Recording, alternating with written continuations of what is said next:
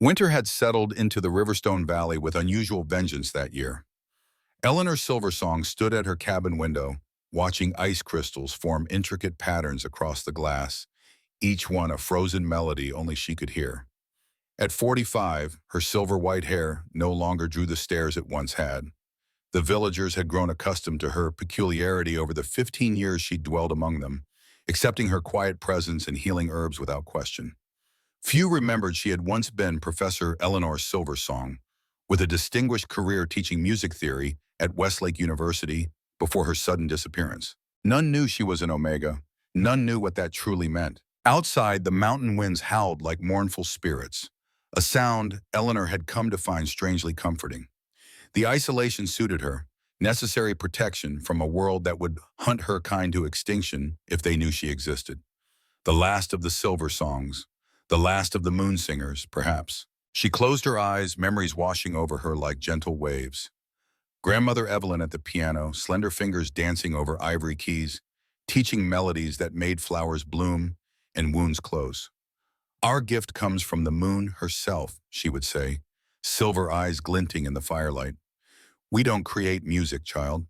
We simply remember what the stars taught us at the beginning of time. A sharp knock at the door pulled Eleanor from her reverie.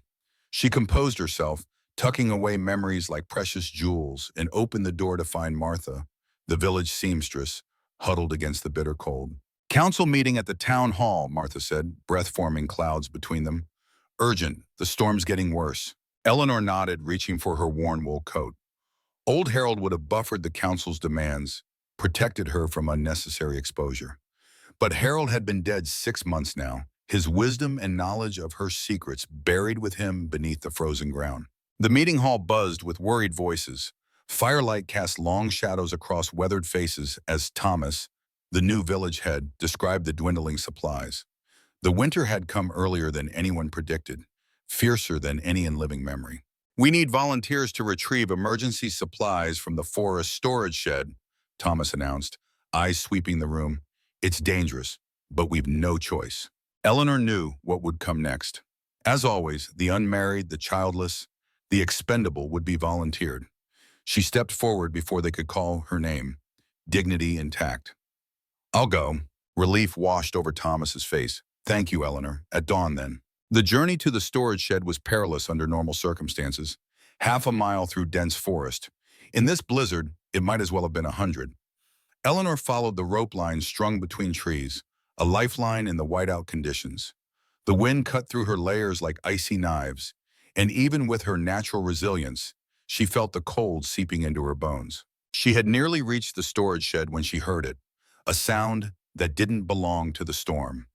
Metal against metal, a growl that resonated deep in her chest, the unmistakable scent of blood carried on the wind. Eleanor hesitated. Every survival instinct screamed to ignore it, to complete her task and return to safety. Yet something deeper, more primal, pulled her toward the sound. The shed could wait. She tracked the noise through thickening snow, abandoning the safety of the rope line. 20 minutes passed, maybe more. Time lost meaning in the swirling white. Just as she considered turning back, she saw it. A massive shape, half buried in a snowdrift. A wolf, not just any wolf. This creature was enormous, at least twice the size of any natural wolf, its midnight black fur stark against the snow. Blood, bright crimson, stained the white powder around it. Multiple wounds marred its powerful frame, some still bleeding sluggishly. "Oh, goddess," Eleanor whispered, dropping to her knees beside the dying animal. Upon closer inspection, the wounds revealed their origin, silver tip-end weapons. The injuries had the distinctive blue-tinged edges that only silver produced on werewolf flesh. Someone had deliberately hunted this creature, someone who knew exactly what they were doing. The wolf's eyes opened at her approach, brilliant gold irises, startlingly intelligent.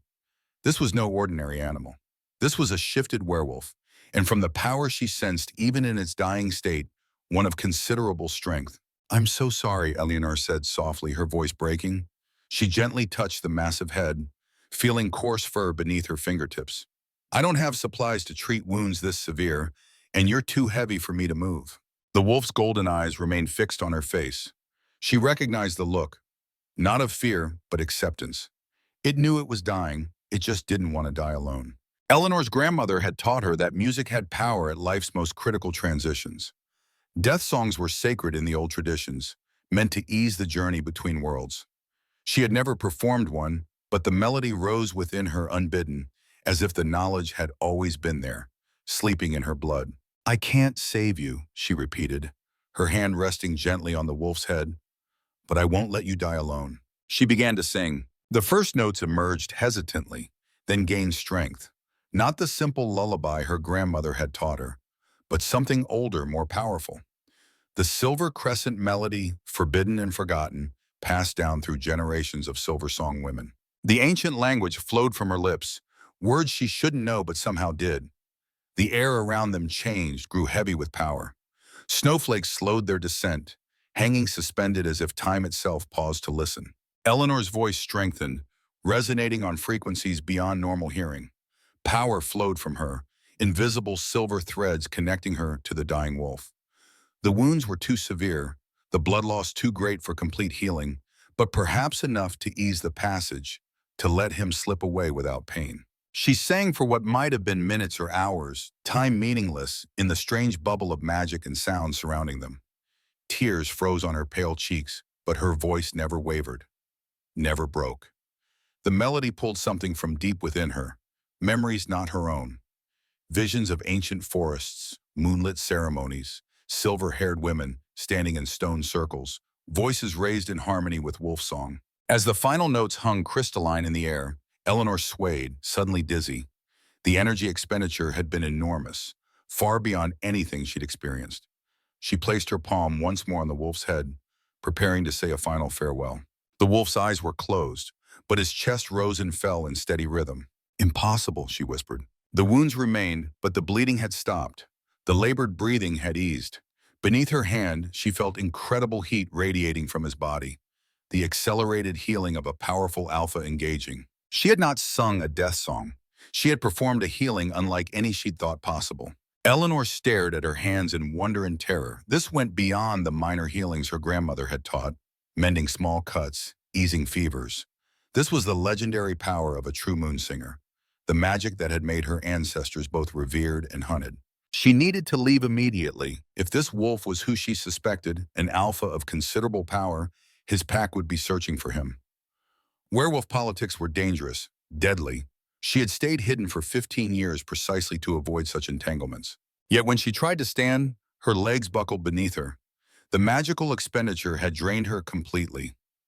Darkness edged her vision. The last thing Eleanor saw before consciousness fled was the wolf's golden eyes opening once more, fixing on her with unmistakable recognition. The journey back to Riverstone Village existed only in fragments in Eleanor's memory. Somehow she had managed to retrieve wood from the storage shed, drag her sled back following the rope line, and collapse inside her cabin. She recalled nothing between lighting her fire and waking 2 days later to pounding on her door. Eleanor struggled to her feet, disoriented and weak. Her throat felt raw, her body drained as if she'd run for days without rest. The pounding continued, more insistent. "Coming," she called, voice raspy and unfamiliar. When she opened the door, the cold air hit her like a physical blow. Standing on her threshold was a man she'd never seen before, tall and distinguished, with silver streaking his dark beard. His clothes marked him as no villager, fine wool and leather, bearing insignia she recognized with a jolt of fear. The royal crest of the Ironwood Kingdom, the werewolf territory she'd fled years ago. "Miss Silversong?" the stranger asked, his voice cultured, respectful. "I am Thaddeus Blackthorn, royal advisor to King Alaric Ironwolf." Eleanor's heart pounded painfully against her ribs. She managed a nod, words momentarily beyond her. "May I come in?" he asked. "What I have to discuss is not for public ears." She stepped aside, mind racing. How had they found her? What did they want?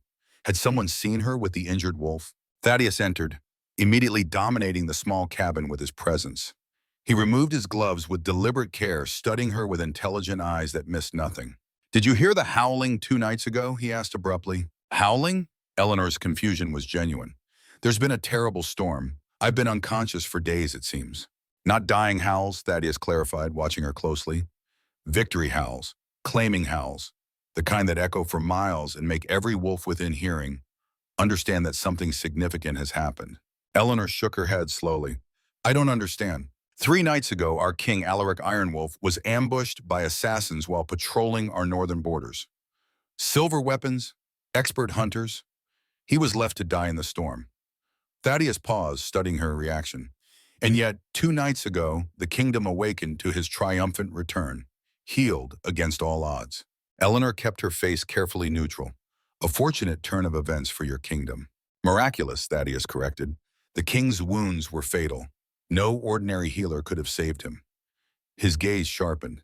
He says he was saved by a white-haired woman with a voice that could command the moon itself, a silver singer. The blood drained from Eleanor's face. She gripped the back of a chair for support. Silver singers are myths, stories to frighten children. So we believed, Thaddeus agreed, until our king howled a name to the heavens, Eleanor's silver song. Outside, horses nickered, drawing Eleanor's attention to her window. Beyond Thaddeus stood at least 20 royal guards, their armor gleaming despite the falling snow. Behind them, the entire village had gathered, watching with expressions ranging from confusion to fear. King Alaric requests your presence at Ironwood Palace, Thaddeus continued, not as prisoner, but as honored guest. And if I refuse? Thaddeus's expression softened slightly. My dear lady, your healing gift revealed what you truly are. The king's howling announced your existence to every werewolf within 100 miles. Rogues, hunters, rival packs, they'll all come looking for the last moon singer. This village cannot protect you. Eleanor closed her eyes briefly, the weight of 15 years of careful anonymity crashing down around her. I need time to gather my things. Of course, Thaddeus bowed slightly. The king anticipates your needs. We depart in 1 hour. As Thaddeus stepped outside to confer with his guards, Eleanor moved through her small cabin like a ghost, selecting herbs, books, and personal items with mechanical precision. Her mind raced through options, finding none. If Alaric had indeed proclaimed her identity to the world, she could no longer hide.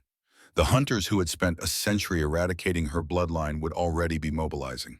She paused at her grandmother's journal, running fingertips over the worn leather binding. Inside were the family histories, the secret melodies, the magic that had saved and doomed them for generations. She slipped it into her pack. An hour later, bundled in her warmest clothes and seated in a royal carriage beside Thaddeus, Eleanor watched Riverstone Village disappear into the swirling snow. 15 years of safety, gone. Ahead lay the Ironwood Kingdom and a king whose life she had saved, a king who had exposed her most dangerous secret.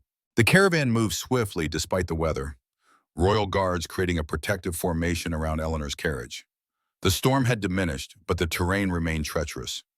Thaddeus maintained a respectful silence, allowing her time with her thoughts. By evening, they had reached the first way station, a fortified outpost flying the Ironwood banner. Servants rushed to attend to the royal advisor and his charge, offering hot food and warm quarters. Eleanor ate little, too preoccupied with what awaited her at journey's end. That night, unable to sleep, she stood at her window watching the clouds part to reveal a nearly full moon.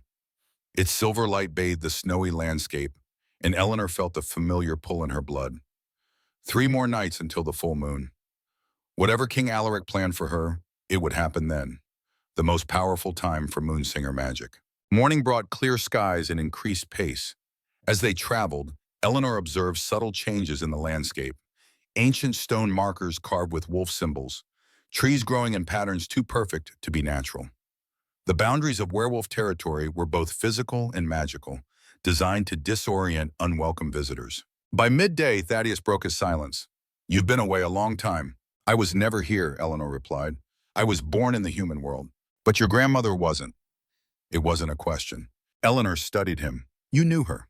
Evelyn Silversong was the royal moon singer for King Alaric's father, Thaddeus said. Her disappearance 50 years ago was considered a great tragedy. Some called it treason. It was survival, Eleanor said quietly. After the Lunar War, after the purge of the ancient bloodlines, what choice did she have? Thaddeus nodded thoughtfully. You know our history then. Enough to stay hidden for 15 years.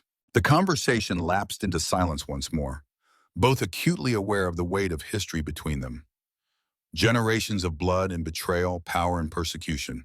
As the sun began its descent, the Ironwood Palace appeared on the horizon. a breathtaking structure of stone and timber that seemed to grow from the very mountainside. Ancient trees surrounded it, their massive trunks and spreading canopies creating natural fortifications.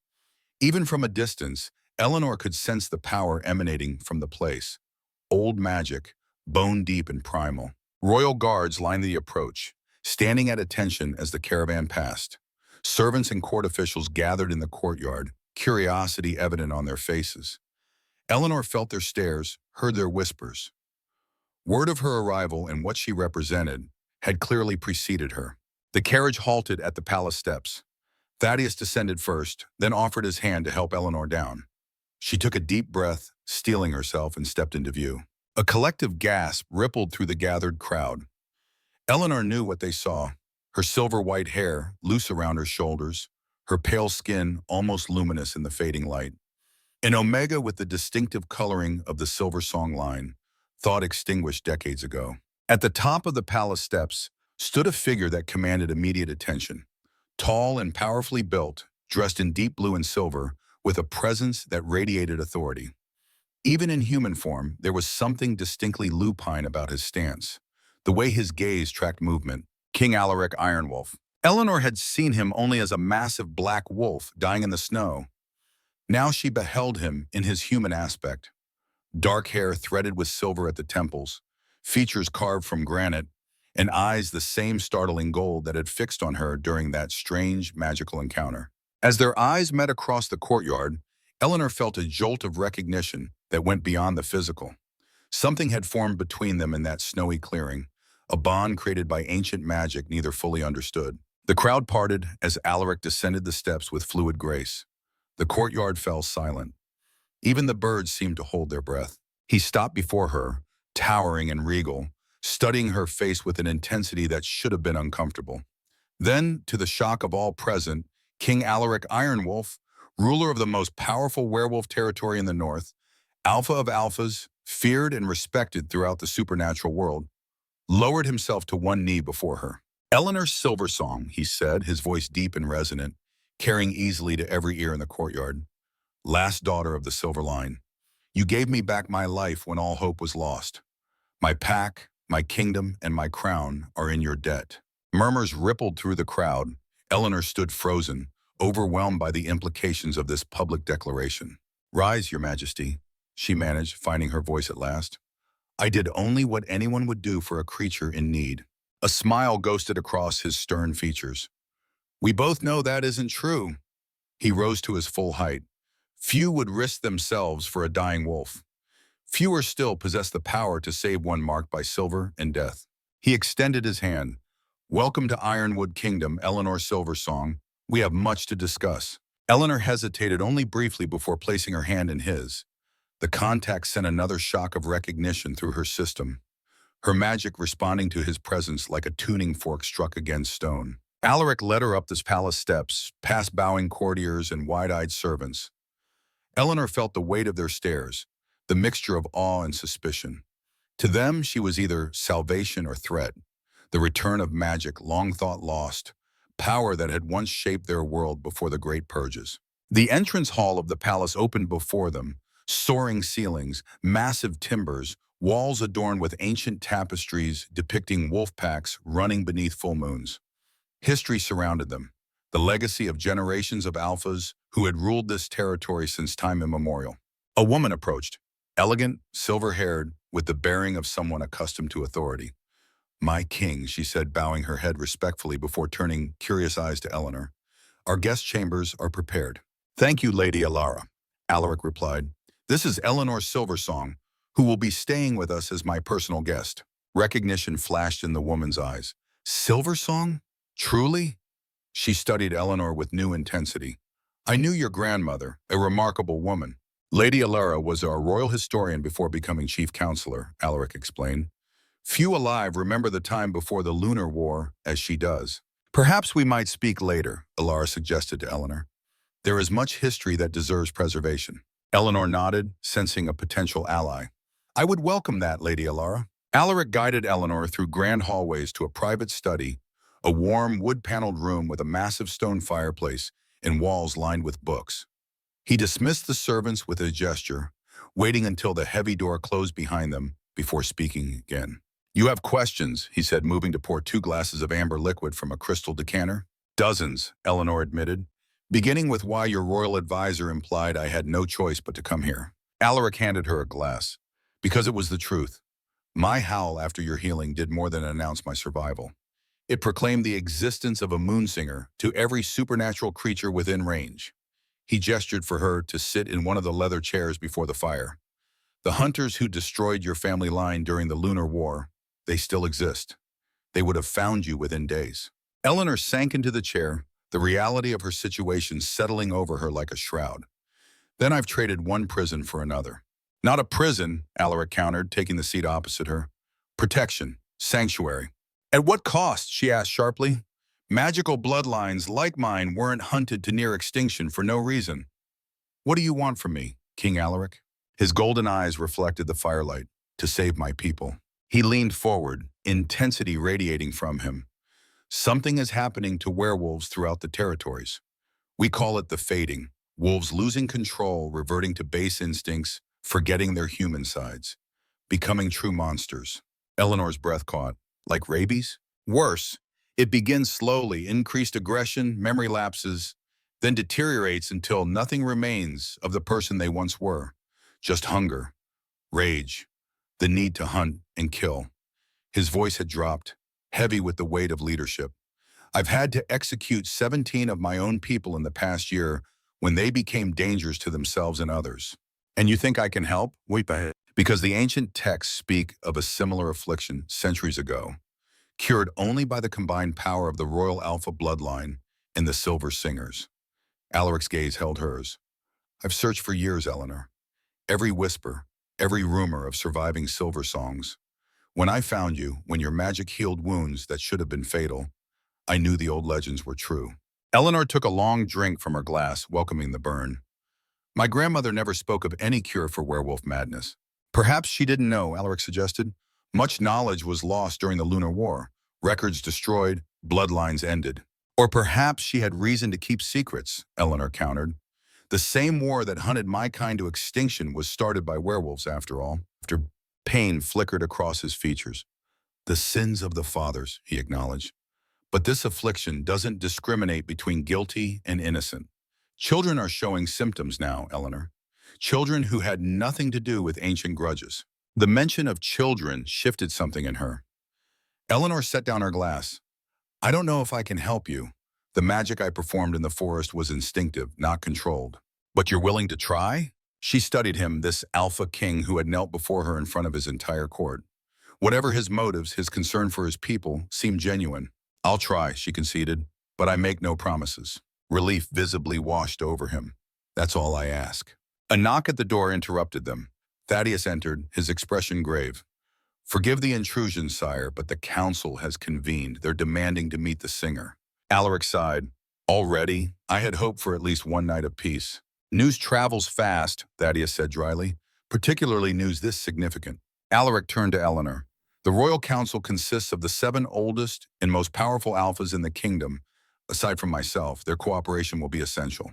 And their approval unlikely," she guessed. "Some will see your arrival as salvation, others as threat." He stood, straightening his formal attire. "Politics among werewolves is no less complicated than among humans, I'm afraid." Eleanor rose as well, suddenly conscious of her travel-worn appearance. "I'm hardly dressed to impress a royal council." "Lady Alara anticipated this," Thaddeus interjected. "Appropriate attire awaits in your chambers." 30 minutes later, Eleanor stood before a mirror, hardly recognizing herself. The gown provided was midnight blue, embroidered with silver thread that caught the light with every movement. Her silver-white hair had been arranged in an elegant style by a silent, efficient lady's maid. Around her throat hung a silver pendant in the shape of a crescent moon, a Silver Song family emblem she had thought lost to history. "It was your grandmother's," Lady Alara explained, appearing in the doorway. "Returned to the royal treasury when she departed. I thought you should have it." Eleanor touched the pendant, feeling faint vibrations of magic. "Thank you." "The council chamber can be intimidating," Alara continued, approaching to adjust the drape of Eleanor's gown. 7 of the oldest, most stubborn alphas you'll ever meet. But remember, Alaric outranks them all, and he stands with you. Why? Eleanor asked. Beyond gratitude for saving his life, why risk his political capital on a moon singer? Our kinds have history, and not all of it pleasant. Elara's eyes, wise and knowing, studied her face. The old magic recognizes its own, child.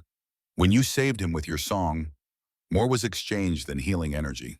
Before Eleanor could question further, Thaddeus appeared to escort her to the council chamber. The walk through the palace corridors felt interminable, each step bringing her closer to a confrontation she'd spent her life avoiding. The council chamber occupied a circular room at the heart of the palace, ancient stone walls lined with torches, a round table of polished wood dominating the center. 7 chairs surrounded it, each bearing the insignia of a different territory. At the head sat a slightly larger chair, clearly meant for the king. 6 of the seats were already occupied when Eleanor entered. Alaric stood beside his chair, regal in formal attire, a silver circlet resting on his dark hair. All eyes turned to her as she crossed the threshold. Council members, Alaric's voice filled the chamber, I present Eleanor Silversong, last daughter of the Silver Line, healer of the impossible, bearer of the old magic. One by one, the council members rose. Some inclined their heads respectfully, others merely stared, expressions unreadable. The oldest among them, a white-haired man with penetrating blue eyes, stepped forward. I am Lord Xavier Bloodmoon, he said, voice surprisingly strong for his apparent age. I knew your grandmother, child. The resemblance is uncanny. Thank you, Lord Xavier, Eleanor replied, keeping her voice steady. Is it true? Asked another counselor, a severe-looking woman with auburn hair. Did you truly heal the king from silver wounds? Before Eleanor could answer, Xavier interjected. More importantly, where have you been hiding all these years? The silver singers were thought extinct. With good reason, Eleanor replied coolly. Your kind hunted mine nearly to oblivion during the Lunar War. My grandmother fled to protect what remained of our bloodline. Xavier's eyes narrowed. You speak as though werewolves alone were responsible for that conflict. Enough. Alaric's voice cut through the tension. The past is not why I've brought Eleanor before you. He gestured for her to take a place beside him. The fading grows worse. 3 more cases reported yesterday from the Eastern Territories. We need solutions, not historical debates. And you believe this, Omega, holds the answer? The question came from a massive man with a scarred face. Lord Darius of the Northern Plains, Eleanor guessed from his bear fur cloak. I believe the old magic offers our best hope, Alaric replied. The ancient texts speak of a similar affliction in the time of shadows, cured through the combined power of royal alpha blood and silver song. Myths and legends, scoffed another counselor. Like moon singers themselves, Alaric challenged. Like Omega wolves with healing powers? Eleanor's very existence proves some legends are rooted in truth. The debate continued, voices rising and falling like the tide. Eleanor observed, speaking only when directly addressed. She noted the factions forming. Xavier and 2 others clearly opposed to her presence. Darius and another seemingly neutral, and 1 elderly councilwoman who watched her with something approaching hope. What proof do we have that she's truly a silver singer? Xavier demanded finally. A fortuitous healing in a snowstorm, witnessed by no one? A dangerous silence fell over the room. Alaric's eyes flashed gold, a sign of his wolf rising close to the surface. You doubt your king's word, Lord Xavier? He asked, voice dangerously soft. Xavier backtracked smoothly. Never, sire. But in matters this significant, certainty is crucial. Then perhaps a demonstration is in order, suggested the elderly councilwoman, speaking for the first time. Her voice carried surprising authority. If Lady Silversong is indeed who she claims, let her prove it. All eyes turned to Eleanor. She met Alaric's gaze, seeing the unspoken question there. Could she perform on command what had happened spontaneously in the forest? What would you consider adequate proof, my lords and ladies? Eleanor asked, buying time. Xavier smiled thinly. The texts describe how silver singers could call to the wolves within us. Could they not? Make our beasts rise or fall at their command? It was a trap, Eleanor realized. If she failed, her credibility would be destroyed. If she succeeded, she would be demonstrating power over alphas, a deeply political act that could be interpreted as aggression. Alaric recognized the trap as well. That would be inappropriate, Lord Xavier. The singer's power is not a parlor trick for our entertainment. Then how are we to believe? Xavier began. But Eleanor had noticed something during the heated exchange. A servant who had entered silently with refreshments. The young man's hands trembled violently, his eyes unfocused, sweat beading on his brow despite the chamber's chill. "That man," she interrupted, pointing, "he's in the early stages." Alaric followed her gaze sharply. "Thaddeus, get him out, now!" Thaddeus moved with surprising speed for his age, but the servant was faster. With a guttural snarl, he dropped the tray, his body convulsing as partial transformation began. Claws erupted from human fingers, teeth lengthened to fangs. His eyes, now glowing amber, fixed on Eleanor with predatory focus. "Silver!" he growled, the word barely comprehensible through his morphing mouth. "Silver blood!" He lunged toward her. Council members scattered, some beginning their own transformations in response to the threat. Alaric stepped in front of Eleanor protectively, but she moved past him toward the afflicted servant. Time slowed, the melody rose within her, unbidden and ancient. The same song she had sung in the forest, but different now, focused, intentional. Her voice filled the chamber, resonating with the stone walls, vibrating through the very air. The servant froze mid-lunge, suspended in his partial shift. Eleanor approached him slowly, never breaking the song, feeling the magic flow from her like silver threads, wrapping around him, through him. His eyes cleared gradually, the amber glow fading. His features shifted back toward human, claws retracting. As the final notes of her song faded, the servant collapsed to his knees, fully human again, tears streaming down his face. "What happened?" he asked, bewildered. "I don't remember."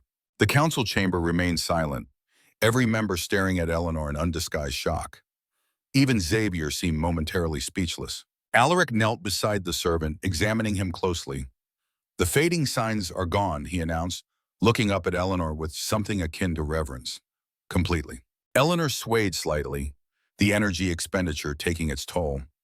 Thaddeus appeared at her side, steadying her with a supportive arm. "I believe," Alaric said, rising to his full height and addressing the stunned council, "that constitutes adequate proof." No one challenged him. "The full moon rises in 3 nights," Alaric continued. "By ancient tradition, that is when magic is strongest. I propose we use that time to attempt the ritual described in the old texts, the joining of royal alpha power with silver song to create a cure that can be shared throughout the territories." One by one, the council members voiced agreement. Even Xavier, though his eyes remained cold and calculating as they rested on Eleanor. "Until then," Alaric concluded, "Lady Silversong will be afforded every courtesy and protection as my honored guest. This council is adjourned." As the council members filed out, many casting curious glances her way, Eleanor found herself alone with Alaric once more. He studied her with newfound respect. "That was remarkable," he said softly, "and dangerous. You had no way of knowing if your song would work." "I felt the wrongness in him," she admitted, "like discordant notes in a symphony. My magic responded instinctively." "Yet you look ready to collapse from the effort." He offered his arm. "Come, you need rest." As they walked slowly through the palace corridors, Eleanor felt the weight of what had just occurred settling over her. She had exposed the full extent of her power to a room full of werewolf royalty, beings whose ancestors had hunted her kind to near extinction. "Why did Xavier test me that way?" she asked. "What does he gain by undermining me?" Alaric's expression darkened. "Politics. Xavier believes the old ways are best. When alphas ruled through strength alone and magic was considered a threat to natural order, the Lunar War began with such thinking." "And now history repeats," Eleanor murmured. They reached her chambers, where a fire burned welcomingly in the grate. Alaric paused at the threshold, observing protocol by not entering a lady's private rooms. "Rest," he advised. "Tomorrow we begin preparations for the full moon ritual." "And if it doesn't work?" Eleanor asked. "If I can't replicate what happened today on a larger scale." Alaric's golden eyes held hers. "Then we try something else. Together. I didn't spend a decade searching for a silver singer only to give up at the first obstacle." As he turned to leave, Eleanor called after him. "Why me? Why did you come looking for me in that snowstorm? How did you know where to find me?" He hesitated, something unreadable crossing his features. "I didn't. I was genuinely ambushed by silver hunters. But as I lay dying," he seemed to struggle for words, "I heard a melody, faint, distant, but unmistakable. Silver song calling to my blood. I followed it with the last of my strength." Eleanor's breath caught. "That's impossible. I wasn't singing until I found you." "Perhaps your magic was calling to mine before either of us realized it," Alaric suggested. The old texts speak of such connections. Bloodlines meant to intertwine, powers meant to complement. With that enigmatic statement, he bowed slightly and departed, leaving Eleanor alone with thoughts that spun like autumn leaves in a whirlwind. She moved to the window, gazing out at the snow-covered landscape bathed in moonlight. Almost full. 3 more nights. In the distance, a lone wolf howled, a sound both mournful and triumphant. Others joined, the voices blending into an eerie harmony that raised goosebumps along her arms. Eleanor closed her eyes, feeling the moonlight on her face, the ancient power stirring in her blood. For 15 years she had hidden what she was, denied her heritage, lived half a life in the shadows. Now she stood revealed, the last silver singer, the last hope for a kingdom of wolves afflicted by a wasting madness. And perhaps, though she scarcely dared consider it, the answer to a prophecy older than memory, of Alpha and Omega, of silver blood and golden eyes, of powers meant to heal ancient wounds. "Grandmother," she whispered to the night, "what have you gotten me into?" Only the wolves answered, their song rising to meet the climbing moon. Morning arrived with pale winter sunlight streaming through frost-covered windows. Eleanor woke disoriented, the unfamiliar opulence of her chamber momentarily confusing after 15 years in her humble cabin. Silk sheets replaced rough cotton, ornate furniture stood where simple pine had been, and outside her window lay not the familiar vista of Riverstone Village, but the sprawling grandeur of Ironwood Palace. Reality settled over her like a physical weight. She was no longer hidden, no longer safe in anonymity. The world now knew that a silver singer lived, the last of a bloodline thought extinguished. A soft knock at her door preceded the entrance of a young woman carrying a breakfast tray. "Good morning, my lady," she said, setting the tray on a small table by the window. "I'm Lydia, assigned to attend you during your stay." Eleanor studied the girl, perhaps 20 years old, with an alertness to her movements that suggested beta status rather than ordinary servant. "Assigned to attend me or watch me?" Eleanor asked mildly. Lydia's smile flickered. "Both, I imagine. Though I report to Lady Alara, not Lord Xavier, if that eases your mind." That was interesting information freely given. Either Lydia was exceptionally honest or deliberately letting Eleanor know where allegiances lay within the palace hierarchy. "Thank you for your candor," Eleanor said, approaching the breakfast tray. Fresh bread, fruit, and what smelled like excellent coffee awaited her. "What's on today's agenda besides being observed?" Lady Alara suggested the royal library after breakfast. She thought you might want to research the ritual before the full moon. Lydia busied herself laying out clothing for the day, practical but elegant garments in deep blues and silvers. "King Alaric is occupied with council matters this morning, but requested your presence for the midday meal." The royal library. Eleanor felt a flutter of genuine anticipation. If answers existed about her heritage and the cure for the fading, they would be found there. After eating and dressing, Eleanor followed Lydia through the winding corridors of Ironwood Palace. Morning light filtered through tall windows, illuminating ancient tapestries depicting werewolf history, the founding of the 7 territories, great battles, momentous meetings between packs. She noted with interest how many scenes showed wolves and humans working together, a stark contrast to the segregation that had followed the Lunar War. The library occupied an entire wing of the palace, 2 stories of floor-to-ceiling shelves accessible by rolling ladders and spiraling staircases. Massive fireplaces at either end provided warmth, while the center space held long tables for study. Morning light streamed through stained glass windows, casting colored patterns across ancient texts and scrolls. "The Chronicles section is there," Lydia pointed to the eastern wall. "Historical accounts dating back nearly 2,000 years. And the Arcane Collection is housed in that locked room, texts on magic and ritual preserved from before the Purge." "Who has access to the Arcane Collection?" Eleanor asked, noting the heavy lock on the ornate door. "The king, Lady Alara as royal historian, and now you." Lydia produced a heavy iron key from her pocket. "By royal decree this morning." The implications weren't lost on Eleanor. Access to ancient magical texts represented extraordinary trust, or recognition that she would need them for the upcoming ritual. "I'll return at midday to escort you to the king's private dining room," Lydia said, handing over the key before departing. Alone among the books, Eleanor took a moment to absorb the magnitude of what surrounded her. Here was the collected knowledge of werewolf culture. History her grandmother had told her was largely destroyed during the Lunar War. Apparently more had survived, than anyone outside the royal household knew. She approached the arcane collection, the key heavy in her palm. The lock turned with a satisfying click, the door swinging open to reveal a smaller room lined with glass-fronted cases. Inside each, books and scrolls were carefully preserved, some showing obvious age, their bindings cracked and pages yellowed. Eleanor moved reverently among the cases, reading titles in languages both familiar and strange. The Howling Chronicles, blood rituals of the ancient pacts, lunar transformations and their meanings, texts her grandmother would have given anything to access. One volume in particular caught her attention, bound in pale leather with silver filigree adorning its spine. Chronicles of Silver Star, Histories of the Moon Singers, her family's history preserved in the heart of the werewolf kingdom. With careful hands, she removed the book from its case and carried it to a reading table.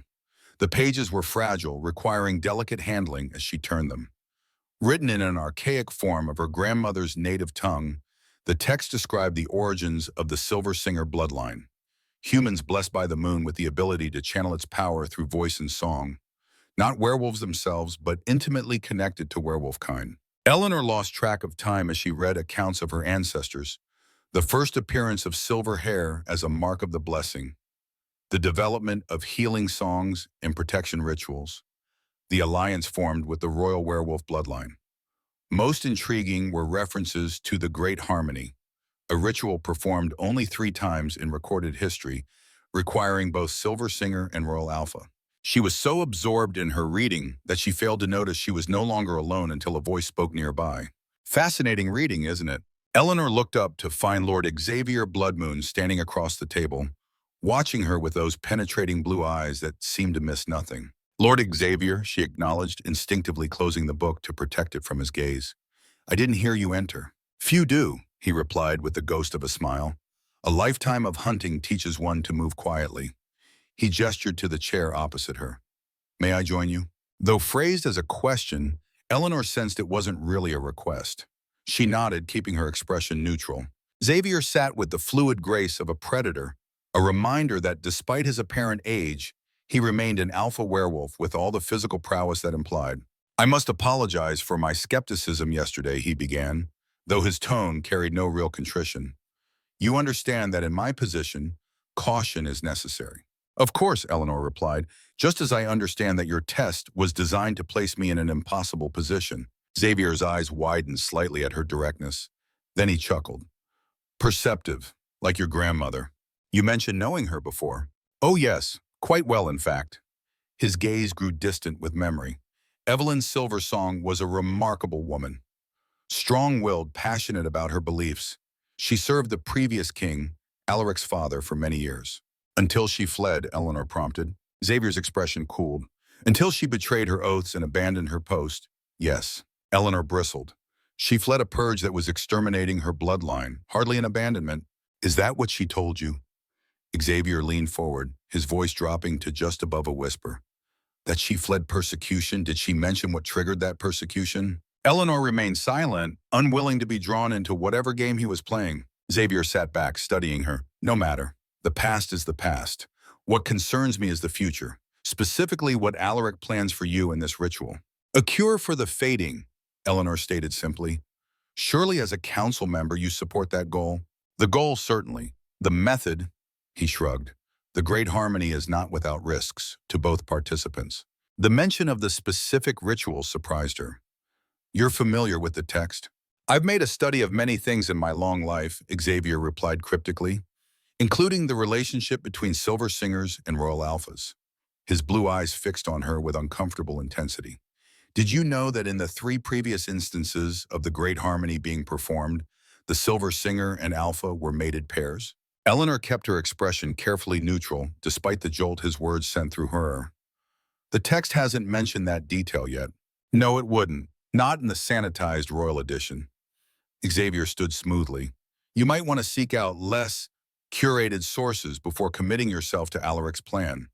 The archives beneath the North Tower contain records not available in this library. With that enigmatic suggestion, he bowed slightly and departed, leaving Eleanor unsettled. Whether his intent had been to help or undermine her preparations, she couldn't tell.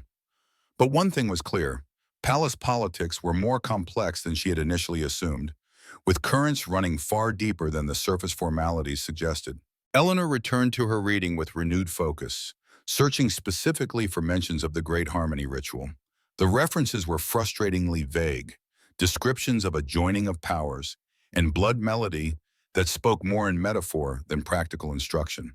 Whatever the ritual entailed, it seemed the specifics were either too sacred or too dangerous to commit fully to written record. By the time Lydia returned to escort her to lunch, Eleanor's mind was swimming with fragments of information that refused to form a coherent whole. She followed the young woman through the palace, mentally organizing questions for Alaric. The king's private dining room proved more intimate than she had expected. A relatively small chamber with a single table set for two beside windows overlooking snow-covered gardens. Alaric awaited her, rising as she entered. He had foregone formal attire for simpler clothing that nonetheless emphasized his powerful build.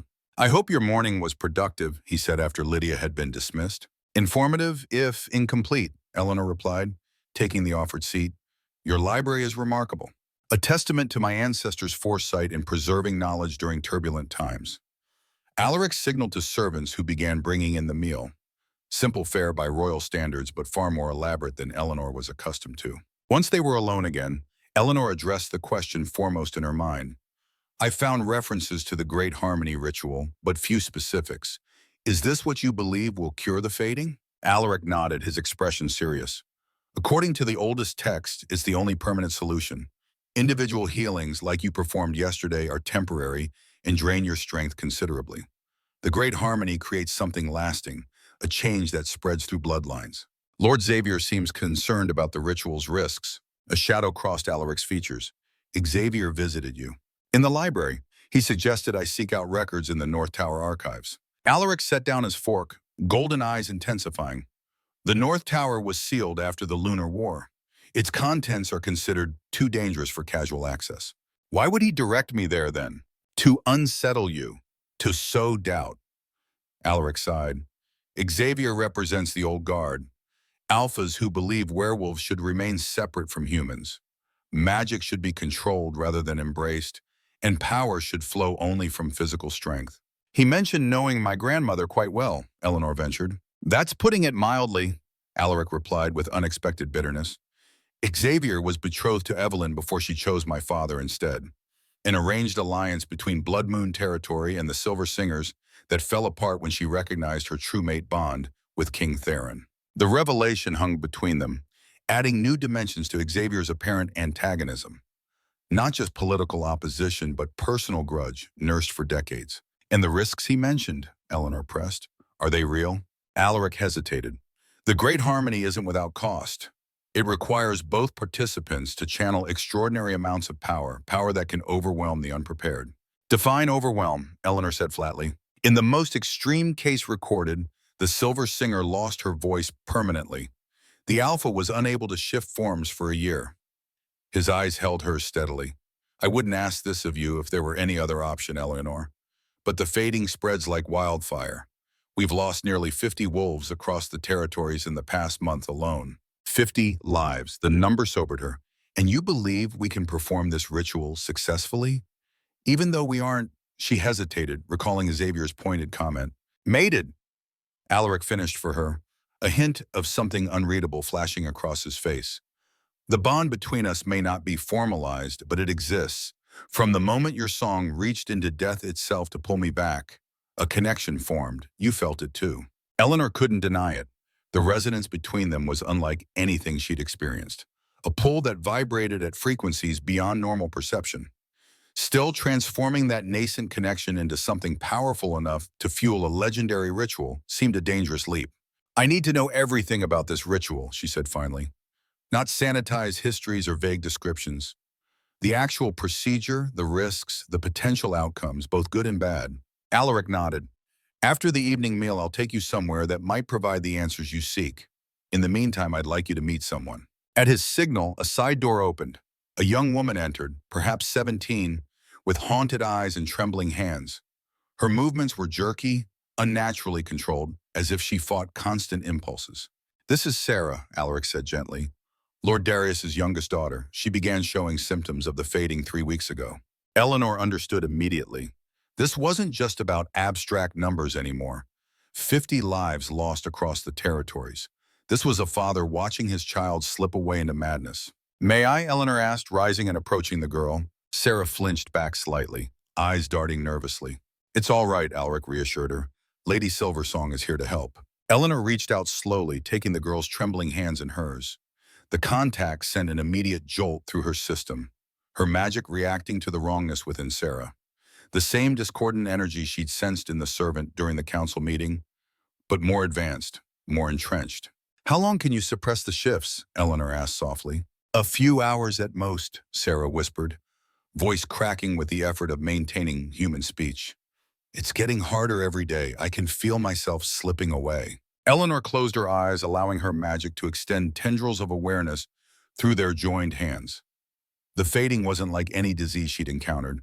It felt almost deliberate, as if something was systematically unraveling the connections between human consciousness and wolf nature. "I can ease your symptoms temporarily," Eleanor told her, "but a permanent cure will take more time." Without waiting for permission, she began to sing, a different melody from the one she'd used in the forest or council chamber. This song was gentler, a lullaby her grandmother had taught her for soothing fevers and easing pain. She felt her magic respond, flowing from her into Sarah, seeking out the jagged edges of the fading and smoothing them temporarily. The effort lasted only minutes but left Eleanor lightheaded. Sarah's trembling had stopped, her eyes clearing to reveal a frightened but fully present young woman. "How long will it last?" Alaric asked quietly as Sarah was escorted out, visibly improved but still fragile. "A day, perhaps two." Eleanor sank back into her chair, fighting the familiar exhaustion that followed significant magical exertion. "The fading is unlike anything I've encountered. It's not natural." Alaric's expression sharpened. "What do you mean?" "Natural illnesses have patterns, chaotic but recognizable. This feels," she struggled to articulate the wrongness she'd sensed, "engineered, as if something is deliberately pulling apart what should remain connected." "A curse," Alaric said, the words falling between them like stones. "We've suspected as much, but had no confirmation until now." "Who would curse an entire species?" "Someone with considerable power and ancient grudge." His golden eyes met hers. "The timing isn't coincidental, Eleanor. The fading began appearing exactly 5 decades after the Lunar War ended, 5 decades after the Silver Singers were hunted to near extinction." The implication hung unspoken between them. Eleanor shook her head slowly. "You think a surviving Silver Singer cursed werewolf kind as revenge for the purges?" "The possibility has been discussed in council. My grandmother would never—" "Perhaps not Evelyn herself," Alaric interjected gently.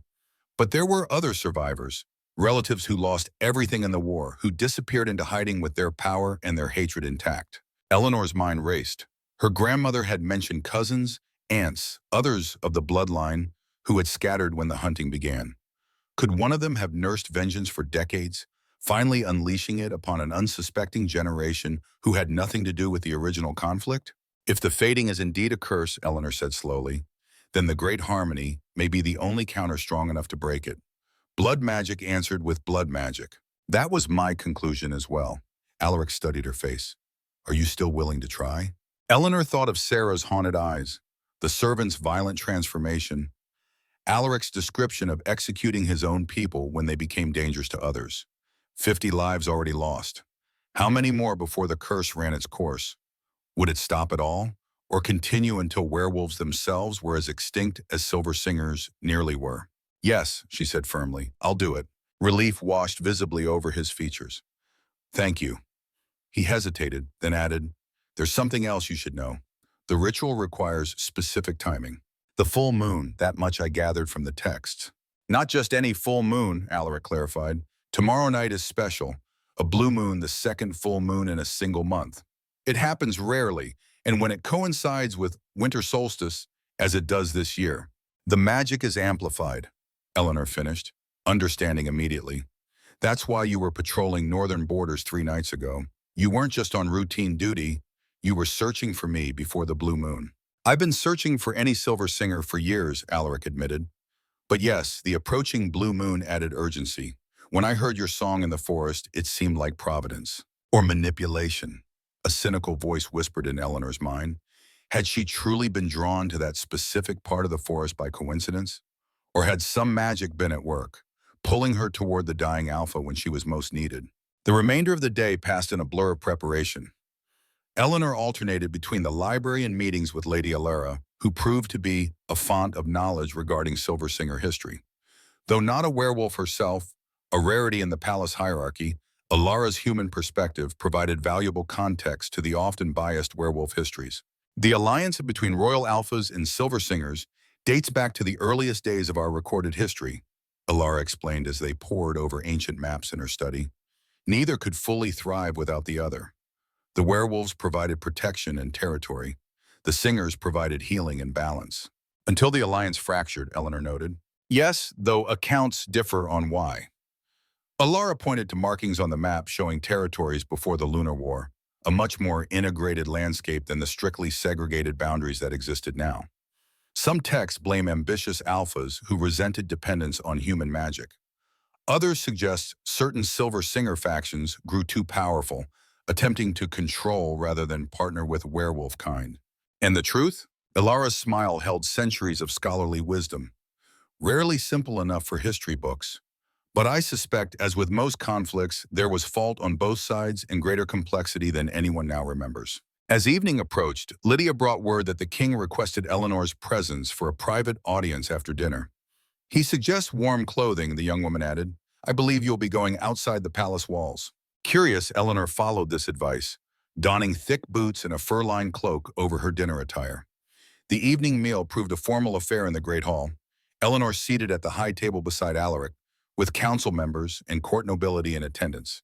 She noted the calculating gazes, the whispered conversations that paused when she looked in their direction.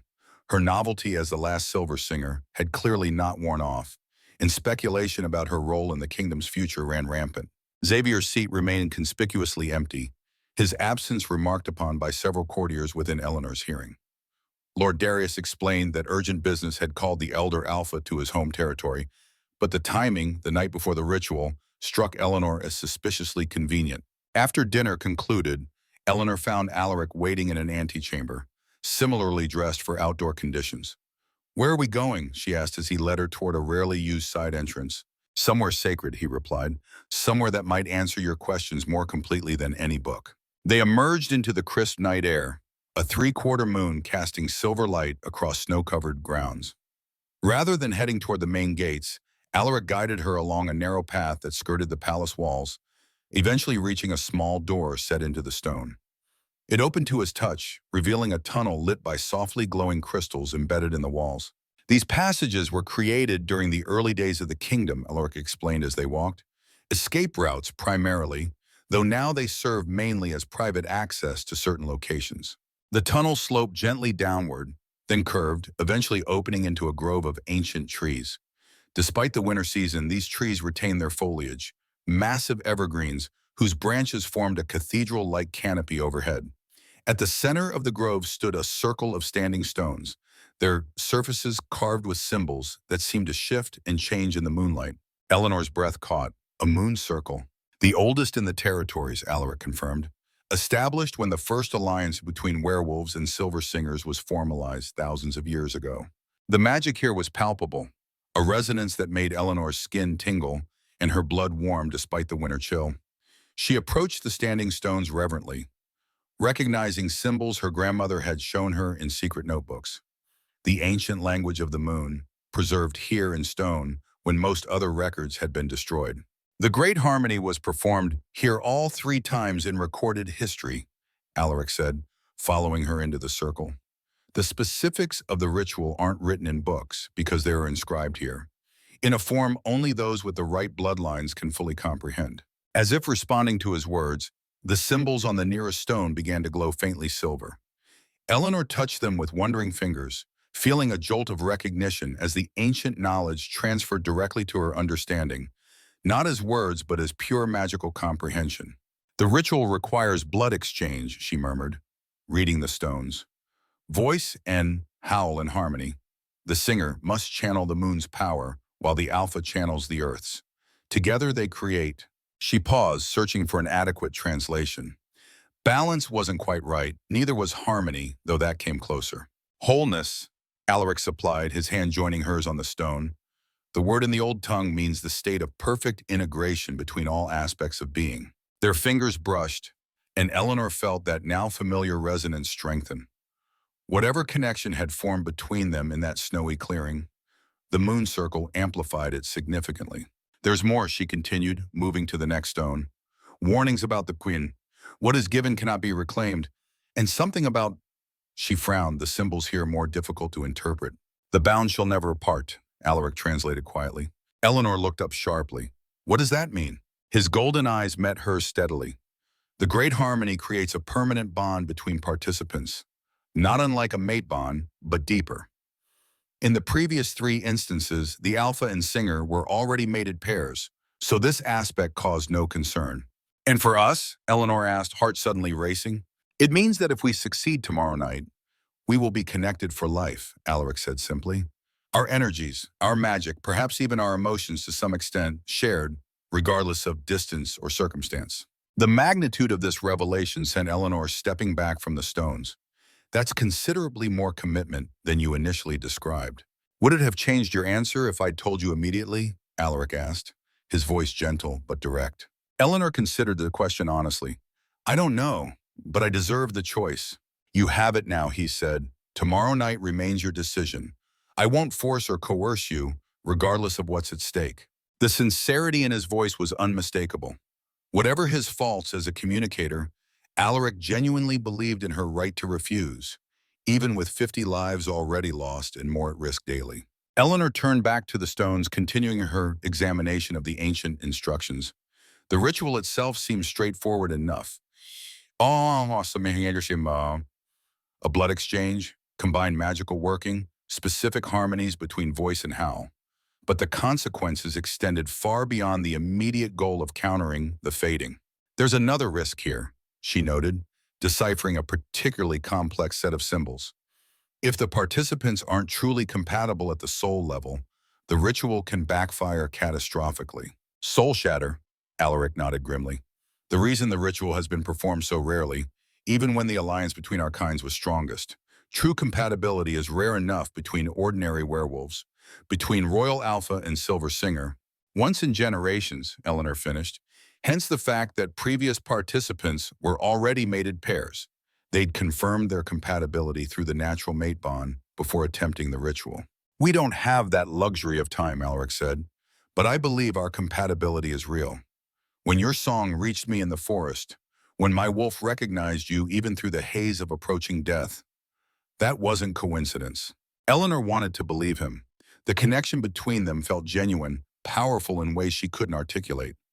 But was it enough to risk not just failure but potential destruction of both their magical essences? I need time to think, she said finally.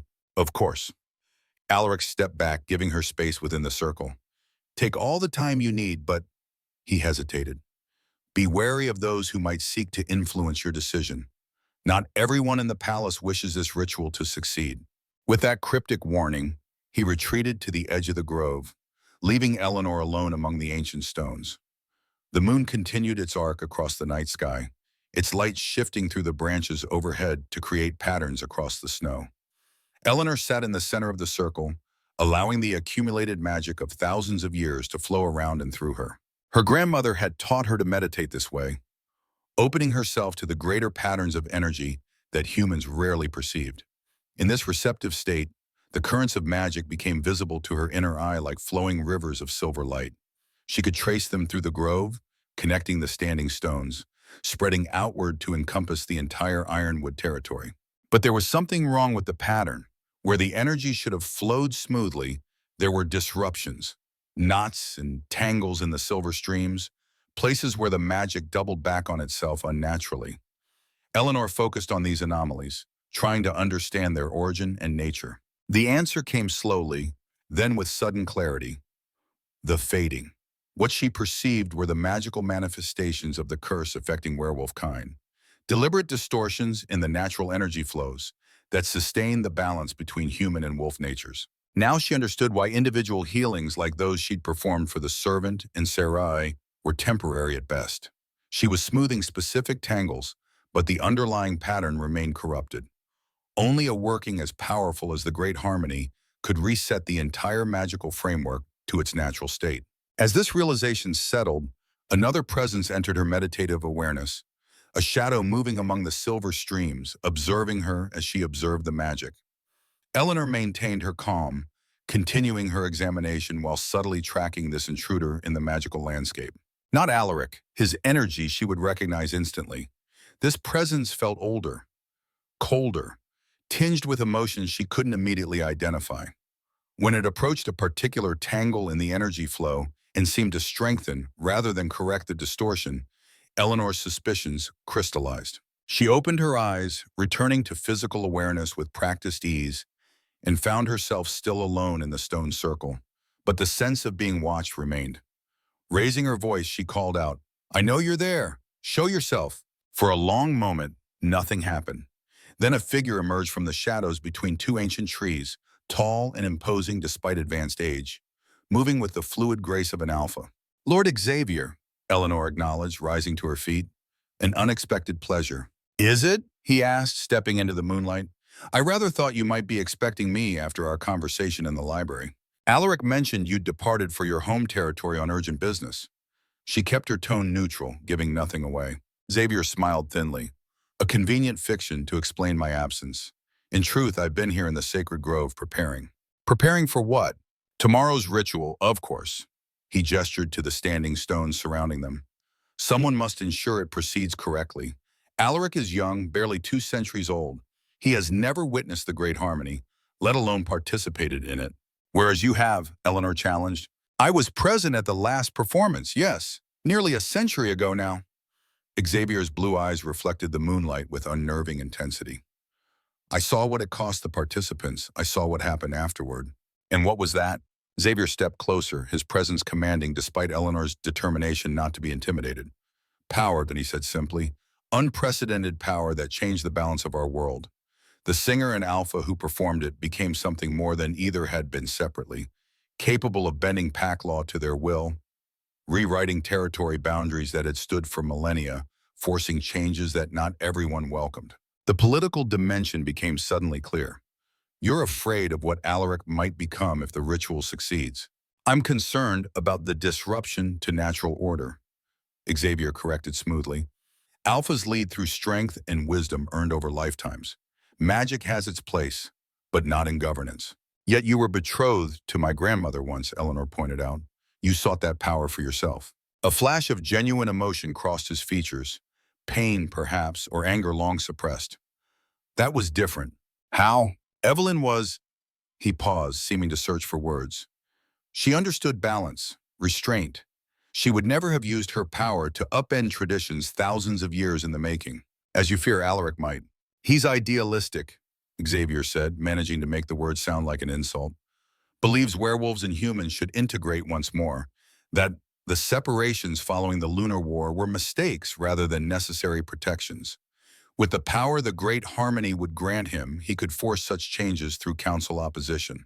Eleanor studied the elder alpha, sensing the complex layers beneath his apparent concern. This wasn't just about political disagreement.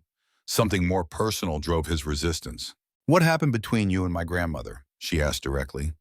"The truth, not the diplomatic version." Xavier's expression hardened momentarily, then resigned. "She chose another," he said simply. "I offered security, position, protection for her bloodline during increasingly dangerous times. Theron, Alaric's father, offered passion and progressive ideas that appealed to her youth. And you never forgave either of them." "I accepted her choice," Xavier countered. "I even attended their mating ceremony, gave my blessing as tradition required. What I couldn't accept was watching Theron's recklessness endanger everything we had built for centuries. His policies weakened our defenses, leaving us vulnerable when the hunters finally came." The raw emotion in his voice suggested this wasn't merely political revisionism. Xavier genuinely believed Theron's leadership had contributed to the catastrophe of the Lunar War. "And you see the same tendencies in Alaric," Eleanor guessed. "Stronger even than in his father." Xavier's gaze intensified. "History repeats," Eleanor's silver song. "You stand where your grandmother stood, between two paths for our future, one leading to upheaval and likely conflict, the other to stability and preservation." Eleanor felt a chill that had nothing to do with the winter air. What exactly are you suggesting, Lord Xavier? He smiled, the expression not reaching his eyes. Merely that you consider all implications before committing yourself tomorrow night. The Great Harmony doesn't require Alaric specifically, only a Royal Alpha. There are others who carry the bloodline, more experienced, and perhaps better suited to the responsibility the ritual would confer. The implication hung between them, simultaneously offer and threat. Before Eleanor could respond, movement at the edge of the grove caught her attention. Alaric had returned, his expression darkening as he registered Xavier's presence. "I thought you'd departed for Blood Moon territory," Alaric said, voice dangerously controlled as he approached. "A misunderstanding," Xavier replied smoothly. "I merely sought privacy for meditation before tomorrow's momentous events." "In the sacred grove, without permission?" "I was here when your grandfather established the protocols for access, young king," Xavier reminded him, a subtle emphasis on young that didn't go unnoticed. "I need no permission for ground my blood has consecrated." The tension between the two alphas crackled like electricity in the winter air. Eleanor sensed the wolf in each rising close to the surface, territorial instincts barely contained by human rationality. "The hour grows late," she interjected, stepping between them, "and tomorrow requires all our strength. Perhaps we should return to the palace." Alaric's golden eyes remained fixed on Xavier. "An excellent suggestion. I'll escort you back, Eleanor." "Consider what we discussed," Xavier said to her, ignoring Alaric's barely concealed hostility. "The future of both our kinds may depend on your choice." With a formal nod that somehow managed to convey both respect and dismissal, the elder alpha departed, following a different path than the one Eleanor and Alaric had used to reach the grove. "What did he say to you?" Alaric demanded once Xavier was out of earshot. "Many things," Eleanor replied carefully, "some concerning, others merely informative. He wants to prevent the ritual." "No," Eleanor corrected, surprising herself with the certainty of her assessment. "He wants to control it. There's a difference." She described their conversation, watching comprehension and then alarm spread across Alaric's features. "He's suggesting himself as an alternative participant," Alaric said, voice tight with controlled anger. "The arrogance is breathtaking, even for Xavier." "Is it possible?" Eleanor asked. "Could he participate in my place?" "Technically, yes. Any alpha of the royal bloodline could attempt the ritual with a silver singer." Alaric's expression darkened further. "But compatibility isn't just about bloodlines. The soul resonance required, it can't be forced or manufactured. And you believe we have this resonance naturally?" "I know we do," he stated with absolute conviction. "From the moment your song reached me in the storm, there has been a connection between us that defies ordinary explanation." "You feel it too, Eleanor. Don't let Xavier's manipulations make you doubt what your own magic tells you is true." The certainty in his voice matched what Eleanor's instincts had been telling her since their first encounter. Whatever else might be uncertain about tomorrow's ritual, the genuine connection between them was not in question. "I'm not easily manipulated, Alaric," she assured him. "Not even by alphas as experienced as Lord Xavier." Relief visibly washed over him. "Then you'll still attempt the ritual tomorrow night?" Eleanor gazed around the ancient stone circle, feeling the weight of history and expectation pressing upon her. 50 lavies already lost to the fading, countless more at risk, including young Sarah with her trembling hands and haunted eyes. A curse deliberately inflicted, perhaps by one of her own bloodline, that only she might have the power to break. "Yes," she said finally, "but on one condition." "Name it." "Complete honesty between us from this moment forward," Eleanor said firmly. "No more selective disclosure, no more political calculation.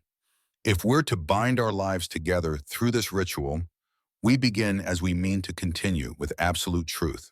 Alaric held her gaze for a long moment, then nodded slowly.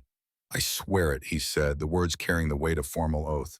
"No more secrets between us." As they made their way back through the tunnel toward the palace, Eleanor felt the magnitude of tomorrow's task settling over her. The Great Harmony wasn't just a magical working, it was a point of no return, personally and politically. Success would bind her permanently to Alaric and his kingdom.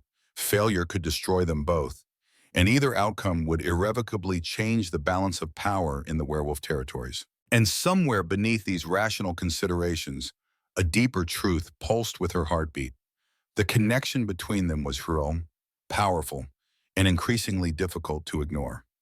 Whether fate, magic, or simple chemistry, Eleanor Silversong and Alaric Ironwolf were drawn together by forces beyond either's complete understanding, forces that would culminate tomorrow night beneath the blue moon's silver light. Back in her chambers, Eleanor found herself too restless for sleep despite the late hour. She stood at the window, watching moonlight cast shadows across the palace grounds, and considered the path that had brought her to this moment. 15 years of hiding, of denying her heritage and abilities, swept away in less than a week. Now she stood at the precipice of becoming what her grandmother had always insisted was her birthright, a true silver singer, acknowledged and empowered. A soft knock interrupted her thoughts. Opening the door, she found Lady Alara, her silver hair loose around her shoulders and concern evident in her eyes. "I hope I don't intrude," the older woman said, "but I sensed you might be awake and in need of counsel." Eleanor welcomed her in, grateful for the company. "News travels quickly in the palace," as she observed. "You already know about my encounter with Lord Xavier in the Sacred Grove." "Little occurs in Ironwood that I don't eventually hear of," Alara acknowledged, settling into a chair by the fire. "Xavier has always played the long game, political maneuvers set in motion decades in advance of their culmination." "What is his true objective?" Eleanor asked. "It can't be simply about policy disagreements with Alaric." Alara's gaze grew distant, looking into memories rather than the present moment. "Xavier Bloodmoon has wanted one thing consistently for over a century, to restore what he considers the natural order. Werewolves ascendant, humans in their place, silver singers serving wolfkind rather than partnering as equals. And my grandmother rejected this vision. Vehemently," Alaric confirmed, as did King Theron. Their union represented everything Xavier opposed. True partnership between human magic and werewolf strength.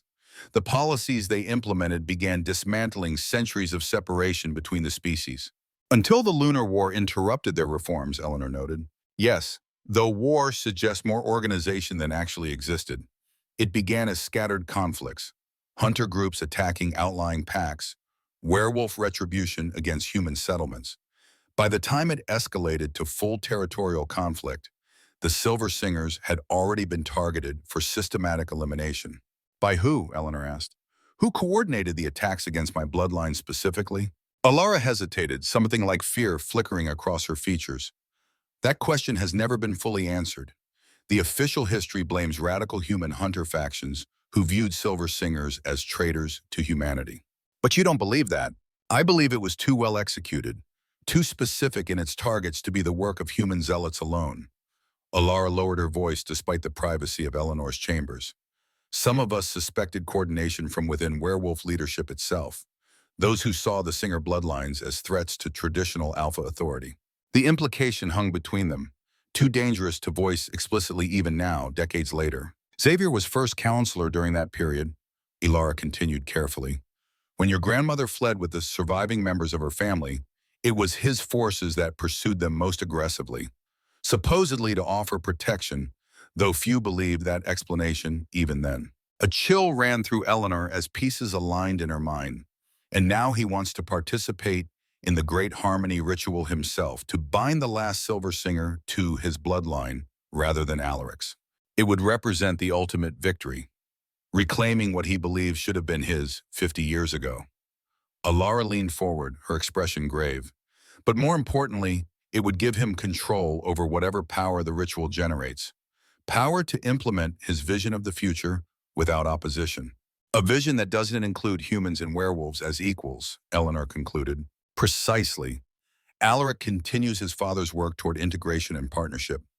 Xavier would reverse those efforts entirely given sufficient authority." The political stakes clarified in Eleanor's mind.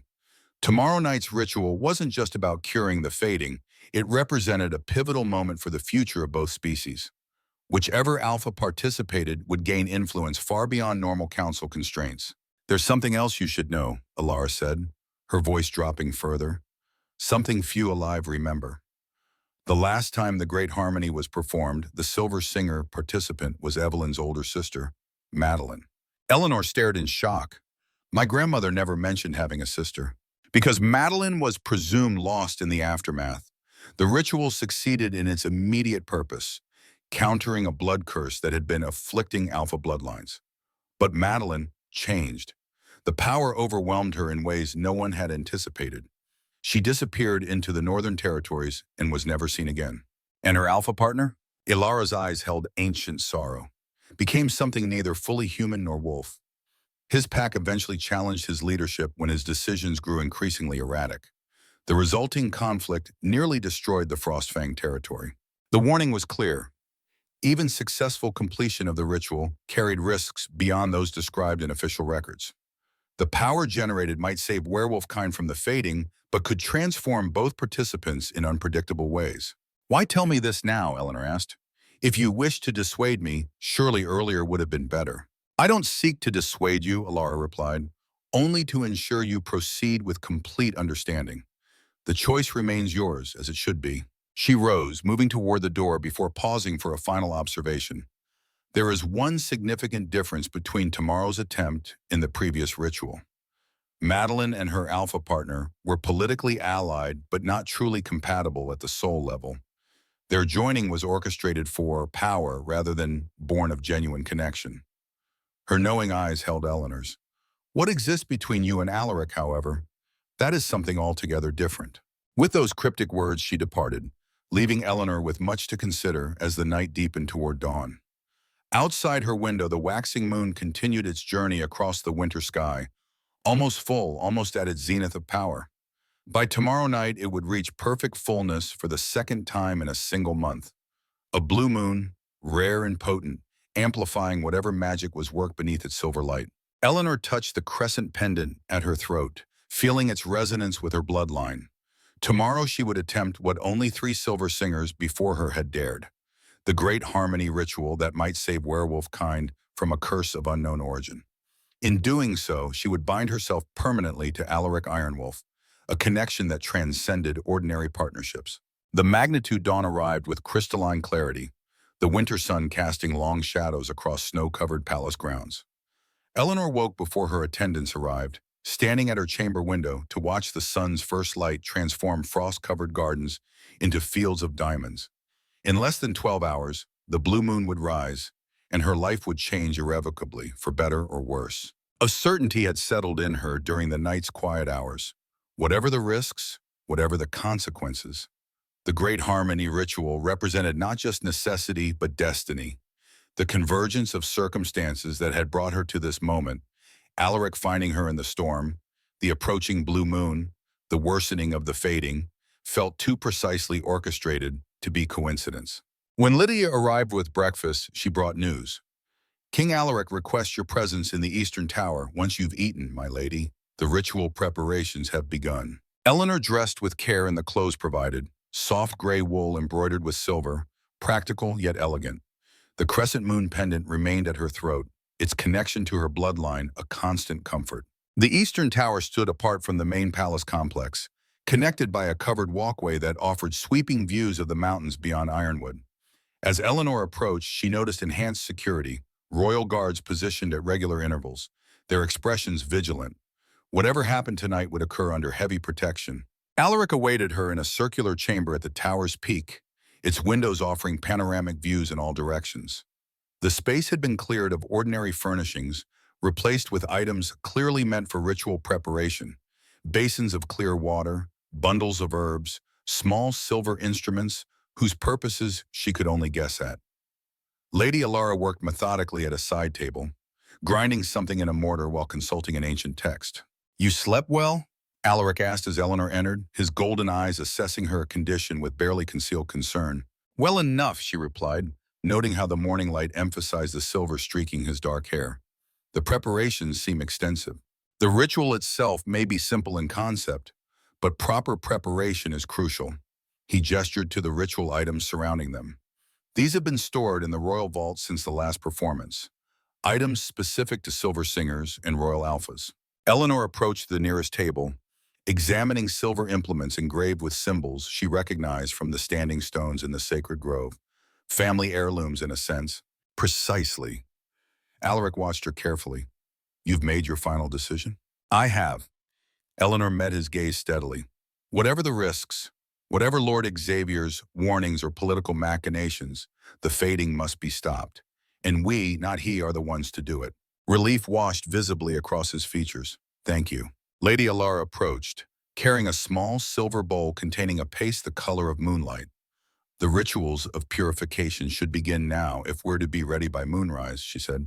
It's traditional for participants to separate during these preparations, to enter the ritual as distinct energies before joining as one. Eleanor nodded, understanding the magical principle involved. Who will guide my preparations? I will, came a voice from the doorway. An elderly woman entered, thin as a winter reed but moving with surprising grace, her silver-white hair cascading to her waist. Though human by all appearances, something in her bearing suggested ancient knowledge. Madam Cassandra, Alaric greeted her with clear respect. Thank you for coming. I've awaited this day for decades, young king, the woman replied, her voice surprisingly strong and melodious. Since I first foretold its coming. Eleanor studied the newcomer with interest. You're a seer. Cassandra's pale eyes fixed on Eleanor with unnerving intensity. Among other things, in my youth I served your grandmother as handmaiden and student. A smile softened her weathered features. The resemblance is remarkable. She would be proud to see you now. You knew my grandmother well? Eleanor couldn't hide her eagerness. Connections to Evelyn Silversong were precious few in this world. Well enough to recognize the same steel in your spine, the same power in your voice. Cassandra approached, taking Eleanor's hands in her own papery ones. And now I'll help prepare you for what she always knew would be your destiny. With that, Eleanor's day of preparation began in earnest. She followed Cassandra to private chambers in another section of the tower, where elaborate rituals of purification awaited. First came a bath infused with herbs and minerals Cassandra had collected personally from sacred locations throughout the territories, each ingredient chosen specifically for its resonance with Silver Singer magic. The ritual requires absolute clarity of essence, Cassandra explained as Eleanor bathed in the fragrant waters. Any contamination, physical, emotional, or spiritual, creates dissonance that the magic will amplify destructively. Like tuning an instrument before a complex performance, Eleanor mused. Precisely. Cassandra nodded approvingly. Your grandmother used the same analogy. The body is your instrument, the voice your bow, the magic your music. All must be in perfect harmony. Throughout the morning and into afternoon, Eleanor submitted to ancient preparations, ritualistic cleansing, meditation focused on specific cosmic energies, consumption of elixirs designed to heighten magical sensitivity. Between these activities, Cassandra shared stories of Evelyn Silversong's time as royal singer, tales of healing wonders, diplomatic triumphs, and the deep partnership she had formed with Alaric's father. They were true mates in every sense, Cassandra said as she braided small silver beads into Eleanor's hair, each bead inscribed with symbols of power and protection. Not simply political allies or convenient partners, their souls recognized each other immediately, much as yours and Alaric's have done. You seem very certain of our compatibility, Eleanor observed. Cassandra's hands never paused in their work. I've been watching the cosmic patterns for 50 years, child. The stars themselves have aligned for this moment. The second blue moon of King Alaric's reign, falling on winter solstice, with the daughter of Evelyn returned to Ironwood. Such convergences are not accidents, but destiny unfolding.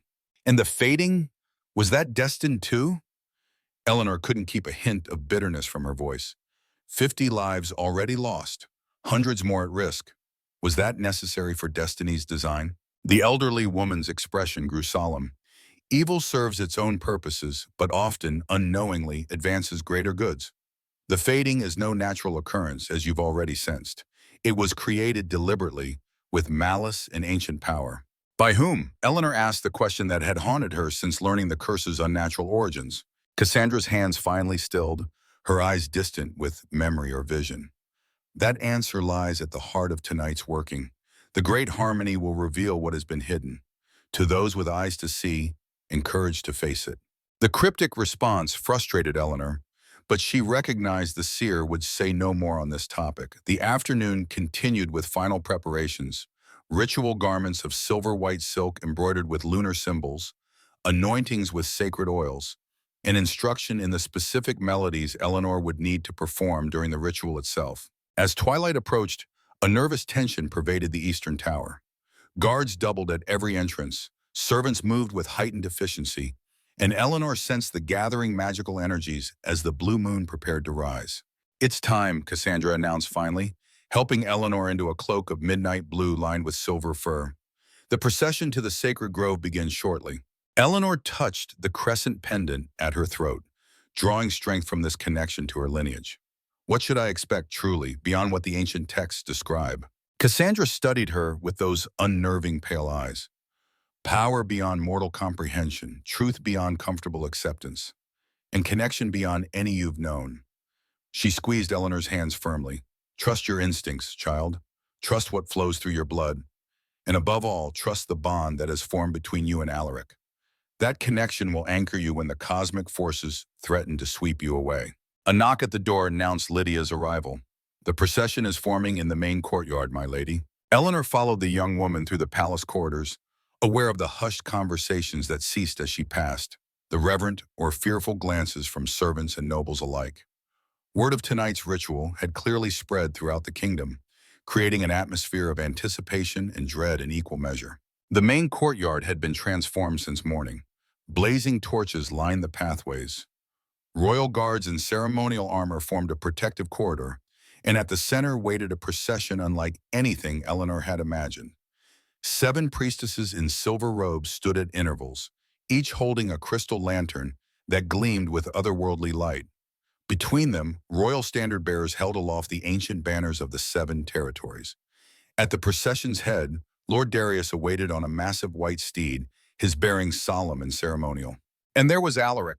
Eleanor's breath caught at the sight of him. Gone was the practical royal attire of everyday governance, replaced with the ancient regalia of the royal Alpha bloodline, black leather and silver mail that emphasized his powerful build, a cloak of midnight blue that matched her own, and upon his brow a circlet of silver set with moonstones. He looked simultaneously ancient and timeless, a figure stepped from legend into present day. Their eyes met across the courtyard, and Eleanor felt that now familiar resonance strengthen, the magical connection between them humming like a plucked string. Whatever doubts might have lingered dissolved in that moment of recognition. They were meant for this night, this ritual, this joining of powers. Alaric approached, offering his arm with formal courtesy. "The moon rises in less than an hour," he said, voice pitched for her ears alone. "Are you prepared?" "As I'll ever be," she replied honestly. He smiled, a brief softening of his regal demeanor. "That makes 2 of us." Together, they took their places at the center of the procession. Darius leading, the priestesses and standard-bearers surrounding them, royal guards forming a protective perimeter. As they moved through the palace gates onto the torch-lit path toward the sacred grove, Eleanor became aware of silent observers lining the route. Palace staff, nobles, villagers from surrounding settlements, all watching with expressions ranging from hope to trepidation. "They've come from throughout the territories," Alaric explained quietly. "News of a silver singer's return spread faster than even I anticipated. For many, you represent hope they'd thought lost forever." The weight of those expectations settled on Eleanor's shoulders like a physical burden. These people had suffered from the fading, lost family members, friends, packmates. They looked to her not simply as curiosity, but salvation. The procession wound through snow-covered grounds, eventually reaching the narrow path that skirted the palace walls. Rather than using the hidden tunnel as they had yesterday, they continued along this ceremonial route, passing through an ancient stone archway inscribed with symbols of moon and wolf. Beyond this archway, the landscape changed subtly, the trees growing more ancient, their branches forming natural archways overhead, the snow beneath their feet, undisturbed by any footprints despite the recent storm. Eleanor sensed they had crossed a boundary into sacred space, where natural laws bent to accommodate older magics. The sacred grove appeared before them, more magnificent than it had seemed the previous night. The ancient evergreens stood sentinel around the clearing, their needles gleaming with frost that sparkled in the torchlight. The standing stones at the grove's center seemed to pulse with inner light, their carved symbols more pronounced, more alive. Lord Darius halted the procession at the grove's edge, raising a ceremonial staff.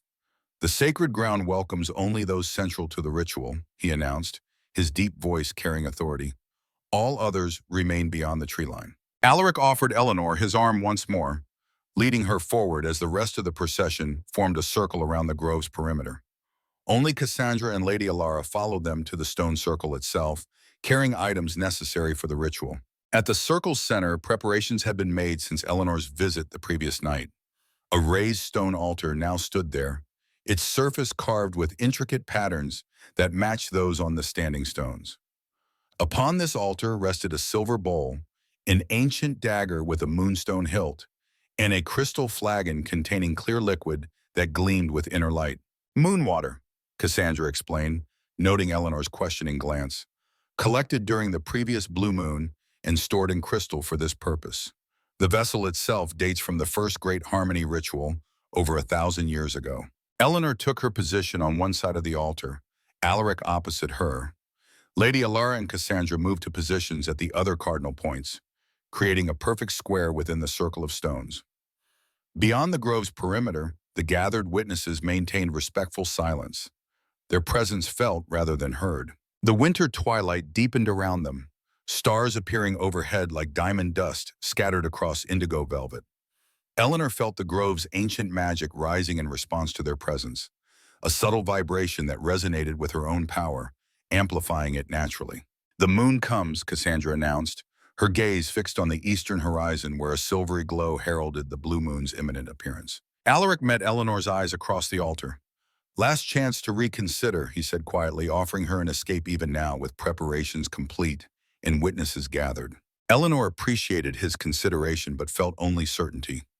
"We were brought together for this purpose," she replied. "I have no doubts." The first silver edge of the full moon appeared above the distant mountains, its light different from ordinary moonlight, more intense, more focused, carrying an almost physical presence as it touched the sacred grove. The standing stones responded immediately, their carved symbols illuminating with silver blue light. "It begins," Lady Allura intoned, raising her hands toward the rising moon. "By ancient right, by blood and bone, by oath and honor, we call upon the powers of earth and sky, of moon and star, to witness this working." Cassandra joined her, voice harmonizing perfectly. "We stand between worlds in sacred space, at the threshold of transformation, to restore what was broken, to heal what was wounded, to join what was sundered." Together they continued the ritual invocation, their voices creating a foundation of power upon which the greater working would build. Eleanor felt the magic rising around them like an incoming tide, filling the grove with palpable energy. When the moon cleared the mountains, fully visible in its perfect roundness, Alaric raised the ancient dagger. "By royal blood, by alpha power, by the lineage that flows unbroken from the first wolf changers, I call upon the earth's strength to rise in me." He drew the blade across his palm, allowing blood to flow into the silver bowl upon the altar. The crimson liquid gleamed unnaturally in the blue moonlight. Eleanor followed suit, accepting the dagger from him and making a similar cut across her own palm. "By singer blood, by lunar grace, by the lineage that flows unbroken from the first moon blessed, I call upon the sky's power to rise in me." Her blood joined his in the silver bowl, the mingling creating an immediate reaction, a soft silver glow emanating from the combined essence. Cassandra stepped forward, adding the moon water from the crystal flagon to the blood mixture. Blood to blood, power to power, alpha and omega in sacred harmony. The liquid in the bowl pulsed with intensifying light as the ritual components merged. Eleanor felt the magic building to critical mass, the combined energies of royal alpha blood and silver singer essence, creating something greater than either separately. "Now comes the true working," Lady Alara said, stepping back. "The harmony of voice and howl that will either cement the bond or shatter both participants." This was the moment of greatest risk, the soul-deep connection that would either forge a permanent bond between them or destroy them both if true compatibility didn't exist. Eleanor met Alaric's golden gaze across the altar, seeing his absolute confidence reflected there. Whatever happened next, they faced it together. Eleanor began to sing. The melody rose from someplace beyond conscious thought, ancient notes her grandmother had planted in her blood memory, awakened by the ritual's power and her own magical maturity. The song had no words, only pure tonal expression that carried magical intent through sound alone. As her voice filled the sacred grove, Alaric responded, not with human voice, but with the howl of his alpha wolf, a sound of primal power that somehow matched her melody perfectly, harmonizing where it should have clashed, complementing where it might have competed. The two sounds, her song, his howl, twined together like silver and gold threads, creating a harmonic pattern that spread visible energy throughout the stone circle. The blood mixture in the silver bowl began to rise, defying gravity, forming a spiraling column of luminous crimson and silver that rotated slowly between them. Eleanor felt her consciousness expanding beyond normal boundaries, her awareness extending outward to encompass the entire grove, then beyond, to the watching witnesses, to Ironwood Palace, to the territories surrounding them. With this expanded perception came understanding. She could sense the fading now as a malevolent network of magical distortion, spreading like dark veins through the otherwise healthy energy of werewolf territories. And at the network's heart, a source, a creator, a presence so familiar it struck Eleanor like a physical blow. "Grandmother?"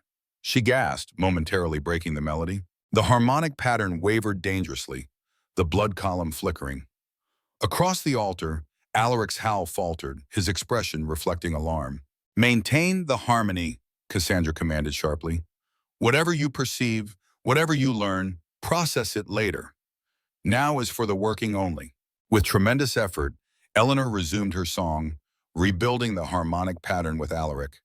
But the revelation had shaken her to her core. The fading's magical signature carried unmistakable elements of silver song power. Not exactly her grandmother's magic as she remembered it, but undeniably from the same bloodline. As the harmonic pattern strengthened once more, Eleanor forced herself to focus solely on the ritual, channeling her shock and confusion into the working itself. The blood column between them stabilized, beginning to pulse in rhythm with their combined melody, growing brighter until it illuminated the entire grove with silver-red light. The magic built to impossible intensity, a pressure in the air, in the ground beneath them, in their very bodies. Eleanor felt her physical form straining to contain the power flowing through her, while her expanded awareness continued revealing the extent of the fading's corruption throughout werewolf territories. Then came the moment of transformation. With a sound like thunder contained within the grove, the blood column collapsed inward, condensing into a perfect sphere of pulsing energy. This sphere then expanded outward in a wave of silver-gold light that passed through Eleanor and Alaric, through the witnesses beyond the grove, continuing outward in all directions. Eleanor experienced the wave's passage as a simultaneous destruction and creation. It tore through her being, unmaking what she had been, yet instantly reforming her into something more. In that moment of transformation, she felt Alaric's presence within her consciousness, not as intrusion, but as natural extension, their separate awarenesses overlapping and intertwining while remaining distinct. Through his perception, she experienced the world as alpha. The territorial awareness, the pack connections, the earth-deep power. Through her awareness, he experienced the world as singer, the harmonic patterns underlying reality, the moon-blessed perception, the sky-vast potential. Together they tracked the silver-gold wave as it encountered the corruption of the fading throughout the territories. Wherever the magical distortions existed, the wave's passage neutralized them, not by force but by restoration, returning the natural patterns to their uncorrupted state. Eleanor sensed werewolves throughout the kingdom experiencing sudden healing, the connection between human and wolf natures rebalancing, the madness receding, clarity returning. The wave continued outward, crossing territorial boundaries, extending its restorative power to affected wolves regardless of pack affiliation. Within the grove, the visible manifestation of the ritual reached culmination. The standing stones blazed with silver-blue fire, their ancient symbols projecting into the air above them. The ground beneath their feet trembled with earth energy responding to Alaric's alpha power. The air itself seemed to sing in harmony with Eleanor's voice. As the wave of healing magic extended to the furthest reaches of werewolf territory, Eleanor and Alaric completed the final measures of the harmony. Their combined melody reached resolution, a perfect cadence that settled the chaotic energies into stable, lasting form. With this resolution came a permanent change in their connection. Eleanor felt the bond between them solidify, no longer the resonant potential that had existed since their first encounter, but an unbreakable joining of essences. Not a mate bond in the traditional werewolf sense, but something older, deeper, more fundamental. A cosmic partnership forged in ancient magic. As the final notes faded, silence descended upon the sacred grove, a silence so profound it seemed to absorb all sound. The standing stones dimmed gradually, returning to their dormant state. The blue moon continued its arc across the night sky, its extraordinary powers spent in the ritual's working. Eleanor looked across the altar at Alaric, seeing him truly for the first time since the transformation. His physical appearance remained unchanged, but an aura of power surrounded him that hadn't been visible before, a silvery luminescence that marked him as fundamentally altered by the ritual. From his expression, she knew he saw similar changes in her. "It is done," Cassandra announced, her voice sounding strangely ordinary after the cosmic harmonies that had filled the grove moments before. "The great harmony is achieved, the fading is healed." From beyond the grove came sounds of celebration, witnesses reacting to the visible manifestation of successful magic. Within the stone circle, however, the atmosphere remained solemn. Lady Alara approached with clean cloths to bind their still bleeding palms, her movements deliberate and respectful. "How do you feel?" she asked quietly as she wrapped Eleanor's hand. "Different," Eleanor replied, struggling to articulate the profound changes she sensed within herself. "More connected to everything." "That's to be expected," Cassandra nodded. "The texts describe heightened perception as one of the permanent effects. Your magical sensitivity has increased exponentially." Alaric flexed his bandaged hand, his golden eyes never leaving Eleanor's face. "We need to talk," he said, the words carrying layers of meaning through their new connection. "About what you perceived during the ritual." Eleanor nodded, knowing he had shared her discovery through their joined consciousness. The source of the fading, the silver song connection that shouldn't have been possible with all her bloodline presumed dead or in hiding. "Not here," she replied, conscious of the celebrating witnesses beyond the grove. "This requires privacy." Lady Alara and Cassandra exchanged knowing glances. "The ritual aftermath is traditionally observed in seclusion," Alara noted. "The participants require time to adjust to their altered state before rejoining public life." "We've prepared the North Tower chambers," Cassandra added. "You'll be undisturbed there for as long as necessary." Eleanor felt gratitude for their foresight. Whatever revelations awaited regarding the fading's origin, she and Alaric needed time to explore their new bond, to understand what they had become individually and together. The return procession formed with ceremonial precision, though Eleanor noticed subtle differences in how the witnesses regarded her and Alaric. The reverence had deepened, tinged now with something like awe. They had entered the sacred grove as king and guest. They emerged as something legend had barely prepared the kingdom to comprehend. At the palace, they separated briefly to change from ritual garments. The silver-white silks stained with their blood, the midnight cloaks heavy with magical residue. When Eleanor entered the prepared chambers in the North Tower, she found Alaric already waiting, dressed like her in simple clothing that emphasized comfort over formality. He stood at the tower window, gazing out at his kingdom where celebrations had spontaneously erupted as news of the fading's cure spread throughout the territories. Bonfires dotted the landscape, their light competing with the blue moon's silver radiance. "They celebrate without understanding what's truly happened," he said without turning, "without knowing what we've learned." Eleanor moved to stand beside him, their shoulders nearly touching. The proximity intensified their new connection, allowing emotions and surface thoughts to flow between them without effort. "My grandmother's bloodline," she said simply. The fading's magical signature carried elements of Silver Song power. "Not exactly Evelyn's power," Alaric corrected. "Similar but distorted, corrupted by something else." Lady Alara mentioned my grandmother had an older sister, Madeline. She participated in the previous Great Harmony ritual before disappearing into the Northern Territories. Eleanor's mind worked through the implications. If she survived, if she somehow became corrupted, she could have created the fading as revenge for the Lunar War, Alaric finished. A delayed punishment inflicted on a generation that had nothing to do with the original conflict. The theory made terrible sense. Madeline Silversong, traumatized by the previous ritual's effects, witnessing the purge of her bloodline during the Lunar War, might have spent decades plotting vengeance, crafting a curse that would do to werewolves what they had allegedly done to silver singers, drive them to madness and extinction. "But why wait 50 years, Eleanor questioned. "Why not strike immediately after the war?" Alaric turned to face her, golden eyes reflecting moonlight. "Powerful curses require preparation, accumulation of energy, and perhaps she wanted the werewolf kind to believe themselves safe, to build new lives and families before watching it all crumble." "Poetic justice from her perspective," Eleanor acknowledged, though the thought sickened her. "But now we face a new problem. If Madeline created the fading, our countering it will have alerted her to another singer's existence. To your existence specifically, Alaric agreed. The Great Harmony's power would have been unmistakable to anyone with magical sensitivity, especially another silver song. The implications settled between them. A potential new threat from an unknown quarter, a powerful silver singer possibly corrupted by decades of isolation and vengeance. We should send scouts to the Northern Territories, Alaric decided, discreetly.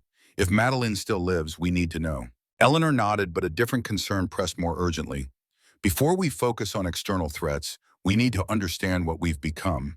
She gestured between them. This connection, it's more profound than the text described. Alaric's expression softened slightly. Through their bond, she felt his agreement mixed with something warmer, more personal. I can sense your emotions, surface thoughts. You feel the same with me? Yes, and there's more. Eleanor extended her awareness along their bond, exploring its dimensions and capabilities. It's like we share magical resources now. Your strength augments mine. My perception enhances yours. The ancient texts called it sovereign bonding, a joining more complete than mate bonds but different in nature. Alaric moved closer, drawn by the natural pull of their connection. The three previous pairs experienced similar effects, though each manifestation was unique to the individuals involved. Eleanor considered this. We need to establish boundaries, she said practically, both for privacy and sanity. I doubt either of us wants complete transparency at all times. A smile ghosted across his features. Agreed, though it may take practice to maintain separation without conscious effort. They spent the next hours exploring their new bond, learning to modulate the connection's intensity, discovering its capabilities and limitations, adjusting to the permanent alteration in their magical natures. Eleanor found she could now sense pack connections throughout the kingdom, a perception previously exclusive to alphas. Alaric discovered heightened sensitivity to magical currents previously accessible only to silver singers. By dawn, exhaustion finally overcame them both. They had maintained respectful distance despite the bond's natural pull toward physical proximity, both recognizing that whatever personal relationship might develop between them needed time and space separate from their magical connection. Eleanor dozed briefly in a comfortable chair, while Alaric slept on a couch across the room. Their dreams intermingled despite the physical separation, shared landscapes of ancient forests and moonlit clearings where wolf and singer moved in perfect harmony. She woke to find sunlight streaming through the tower windows, and Alaric already risen, conferring quietly with Thaddeus near the chamber entrance. Through their bond, she sensed tension and concern coloring their conversation. What's happened? She asked, instantly alert. Both men turned toward her. Alaric's expression confirmed her concern. Reports from the border territories, he explained. The healing wave reached everywhere as intended, but it's triggered reactions. What kind of reactions? Eleanor rose, moving to join them. Primarily political, Thaddeus clarified. Lord Xavier has called an emergency council session. He's demanding explanations about the ritual's effects, particularly regarding certain incidents within Blood Moon territory. Alaric's jaw tightened. Specifically, several of his more restrictive policies regarding humans within his territory have spontaneously failed. Failed how? Eleanor asked, though she was beginning to understand. The magical barriers preventing humans from accessing certain areas simply dissolved when the healing wave passed through, Alaric explained. Protective enchantments his family has maintained for centuries to keep humans segregated from werewolf settlements. Gone overnight. The implications were significant. The Great Harmony didn't just heal the fading, Eleanor realized. It restored natural balances throughout werewolf territories, including apparently between humans and wolves. Precisely what Xavier feared, Alaric confirmed. The ritual has inadvertently advanced the integration policies he's opposed for decades. Through their bond, Eleanor sensed Alaric's mixed emotions. Concern about political fallout balanced against satisfaction that positive change had occurred. When is this emergency session? Midday, Thaddeus replied. The council members are already arriving. Then we should prepare. Eleanor moved toward the adjoining chamber where fresh clothing awaited. If Xavier means to challenge the ritual's effects, he'll need to confront both of us. Preparing for the council session gave Eleanor her first glimpse of how profoundly her status had changed overnight. Servants addressed her with new deference, using honorifics previously reserved for royal family members. The clothing provided had shifted from merely elegant to unmistakably regal. Fabrics and designs that signified authority rather than mere honored guest status. Most telling was the silver circlet delivered by Lady Alara personally, a delicate band set with moonstones that matched Alaric's own royal circlet in design if not exact appearance. The Silver Queen's crown, Alara explained as she placed it carefully on Eleanor's head, not worn since your grandmother's time. Eleanor studied her reflection in the mirror, barely recognizing the regal figure who gazed back. I've accepted no formal position, she noted, no titles or official role. The great harmony established your position more permanently than any ceremony could, Alara replied. The kingdom already acknowledges what you are to Alaric and to them. Counterpart, balance, essential completion. The council chamber looked markedly different from Eleanor's previous visit. The round table remained central, but additional seating had been arranged for territorial representatives beyond the 7 council members. The gallery above was filled with observers, nobles, diplomats, and dignitaries from throughout the kingdom. Lord Xavier occupied his customary place, his expression unreadable as Eleanor entered alongside Alaric. The other council members rose in formal acknowledgement, though Eleanor noted varying degrees of warmth in their responses. Lord Darius seemed genuinely pleased, while others appeared cautious or calculating. Alaric led her not to a guest position, but to a chair beside his own at the table's head, equal in size and ornamentation to his royal seat. The statement this made was unmistakable, and Eleanor sensed ripples of reaction throughout the chamber. The emergency session of the Royal Council is convened, Thaddeus announced formally, called by Lord Xavier Bloodmoon to address concerns regarding last night's ritual and its kingdom-wide effects. Xavier rose, his bearing dignified despite obvious tension. Thank you, Royal Advisor. My concerns are indeed significant and require immediate attention. His penetrating gaze fixed on Eleanor and Alaric. The ritual performed last night went far beyond curing the fading, a goal we all supported. It has fundamentally altered magical structures throughout all territories without consultation or consent from territorial leaders. Murmurs swept the chamber. Alaric remained calmly seated, his presence radiating authority. The Great Harmony's primary purpose was achieved, he stated. The fading is cured, lives have been saved. Those afflicted have been restored to health. At what cost, Xavier challenged. Ancient protections dissolved, territorial boundaries weakened, magical barriers that have maintained order for centuries, gone overnight. Barriers that enforced segregation, Alaric countered evenly. Boundaries that divided rather than protected. The magic restored natural balances, Lord Xavier. If certain artificial divisions couldn't withstand that restoration, perhaps they were never meant to exist. The political battle lines were clearly drawn. Through their bond, Eleanor sensed Alaric's strategic thinking. This confrontation had been inevitable, regardless of the ritual's specific effects. Xavier represented an old guard determined to maintain werewolf dominance and human submission. Alaric championed integration and partnership between species. May I address the council? Eleanor asked, her voice carrying natural authority that surprised even her. Xavier's expression soured slightly, but protocol prevented him from objecting. The council recognizes Lady Silversong. Eleanor rose, feeling the weight of all eyes upon her. The magic we performed last night was not designed to advance any political agenda. Its sole purpose was healing, restoring natural balance where corruption had created disharmony. She paused, allowing her gaze to travel across the assembled council members. That said, we discovered something during the ritual that this council should know. The fading was not a natural affliction, but a deliberate curse, created with malicious intent to destroy werewolf kind from within. Shocked exclamations filled the chamber. Lord Darius leaned forward. You're certain of this? Absolutely, Eleanor confirmed. The magical signature was unmistakable. And the source of this curse? Xavier asked, his tone suggesting he already suspected the answer. Eleanor met his gaze steadily. Silver Singer magic, corrupted and twisted, but recognizable nonetheless. We believe the creator may be Madeline Silversong, my grandmother's sister, who disappeared after the previous Great Harmony ritual. The revelation landed like a thunderbolt. Council members exchanged alarmed glances.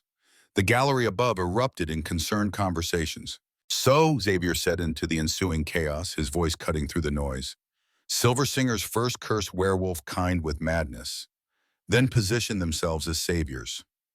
A convenient arrangement. The accusation hung in the air, its target unmistakable. Eleanor felt anger rising but channeled it into dignified response. I understand why you might leap to that conclusion, Lord Xavier, but consider if Silver Singers wish to control werewolf kind, why wait 50 years? Why allow their own bloodline to be hunted to near extinction?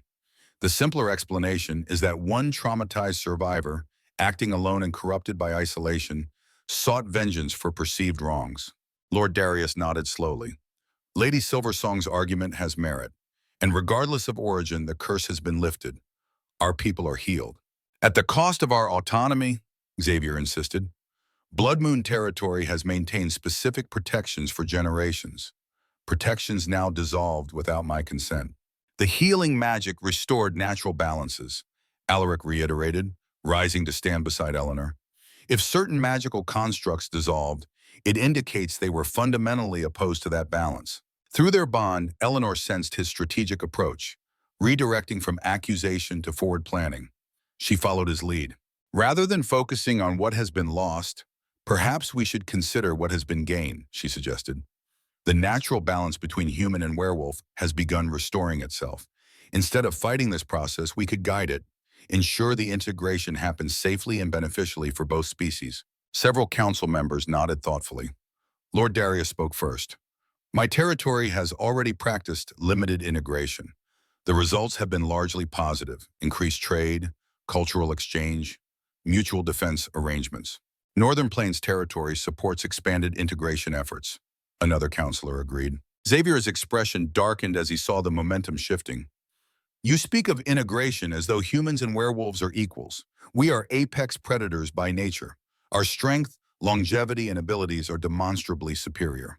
Yet Silver Singers, fully human, possess power no werewolf can match, Eleanor countered. Different strengths, different abilities, complementary when properly aligned. The ancient alliance recognized this fundamental truth. An alliance that ended in bloodshed and betrayal, Xavier reminded the council. Because balance was lost, Alaric interjected. Because dominance replaced partnership. We have a chance now to restore what worked for thousands of years before the Lunar War. Cooperative coexistence that benefits both species. The debate continued for hours, passionate arguments from both perspectives presented and challenged. Eleanor observed the political dynamics with newfound clarity, seeing not just the stated positions, but the underlying fears, ambitions, and genuine concerns motivating each council member. Through it all, she maintained dignified presence beside Alaric, their unified front presenting a powerful image of the partnership they advocated. Their bond allowed seamless coordination, each supporting the other's arguments without need for verbal consultation. Eventually, the discussion turned from philosophical debate to practical policy. Alaric proposed a phased integration approach, beginning with increased human access to previously restricted areas, diplomatic exchanges between werewolf territories and human settlements, and joint councils to address concerns from both species. Each territory may proceed at its own pace, he concluded, acknowledging territorial sovereignty while maintaining the overall direction. But the kingdom as a whole moves toward reunification and healing of the divisions that have weakened us all. When the final vote came, the outcome reflected shifting power dynamics. 5 council members supported Alaric's proposal, with only Xavier and one ally opposing. The kingdom would officially begin dismantling the segregation policies established after the Lunar War, a monumental shift in werewolf society. As the council session concluded, Eleanor sensed Xavier's simmering fury beneath his composed exterior. He approached them as the chamber emptied, maintaining formal courtesy despite his defeat. "Congratulations on your political victory, your majesties," he said. The honorific applied to them both with subtle emphasis. "I trust you're prepared for the consequences." "Change always brings challenges, Lord Xavier," Alaric replied evenly. "We'll face them together, as this kingdom always has in times of transformation." "Indeed." Xavier's gaze shifted to Eleanor. "I wonder if your grandmother foresaw this moment. Her daughter heir not only reinstated to royal position, but elevated beyond anything she herself achieved." The comment seemed innocuous, but Eleanor sensed dangerous currents beneath. "My grandmother wanted healing between our peoples," she responded carefully. "I believe she would approve of steps toward that goal." "Perhaps," Xavier bowed formally. "If you'll excuse me, I must return to Blood Moon territory. My people will need guidance adjusting to these changes." As he departed, Eleanor turned to Alaric. "He's planning something," she said quietly, their bond confirming shared concern. Undoubtedly, Alaric agreed. But he'll move carefully. Direct opposition to the crown, especially now that the Great Harmony has strengthened its authority, would be dangerous even for a Blood Moon Alpha. The remainder of the day passed in a whirlwind of activity. Reports from throughout the kingdom confirmed the Fading's complete elimination. Those previously afflicted had regained full mental clarity and control over their shifting abilities. Families reunited with members they had thought lost to madness. The celebrations that had begun spontaneously the previous night continued with renewed enthusiasm. Eleanor and Alaric found themselves at the center of a transformed kingdom, their bond representing both symbol and substance of a new era. Through formal audiences, they received territorial representatives, human diplomats, and ordinary citizens seeking glimpses of the Silver Queen and her Alpha King. By evening, exhaustion threatened them both. They retreated to private chambers, no longer the North Tower rooms, but a royal suite modified to accommodate their unique situation. Connected private spaces allowed individual retreat while facilitating the proximity their bond naturally encouraged. On a balcony overlooking the moonlit kingdom, they finally found moment for reflection. "They've started calling me Silver Queen formally now," Eleanor noted, watching distant bonfires dot the landscape. "I've accepted no coronation, no official position beyond what the ritual itself created." "The people recognize what is, regardless of formal ceremony," Alaric replied. "Your authority comes from the Great Harmony itself, more ancient and fundamental than any crown or title." Eleanor considered this. "And you, how do you feel about sharing power so suddenly, so completely?" Through their bond, she sensed his honest response before he verbalized it. Relief rather than resentment, completion rather than competition. "For generations, Iron Wolf kings ruled alone, always sensing something missing," he said quietly. "My father felt it after your grandmother fled. I've felt it my entire reign, the imbalance created by absence of counterpart power." His golden eyes met hers. "You haven't taken anything from me, Eleanor. You've restored what should always have existed." The sincerity in his voice, amplified by their bond's transparency, touched her deeply. Whatever personal relationship might develop between them, this foundation of mutual respect and recognition provided solid ground. "We face significant challenges," she acknowledged, practical despite the moment's warmth. "Xavier won't abandon his opposition easily.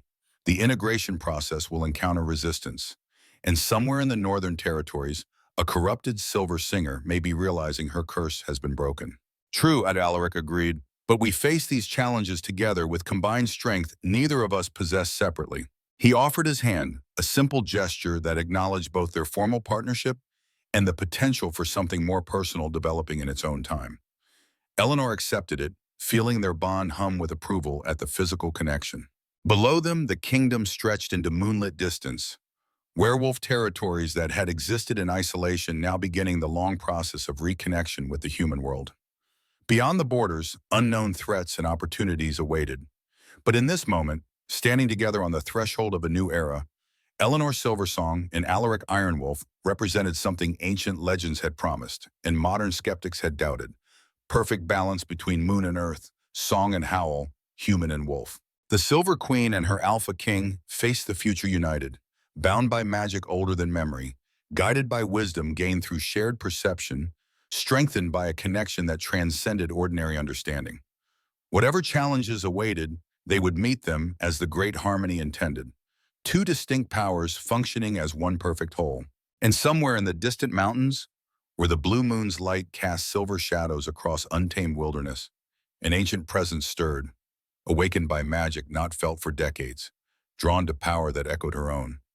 Madeline Silversong had believed herself the last of her kind, the final guardian of a dying bloodline.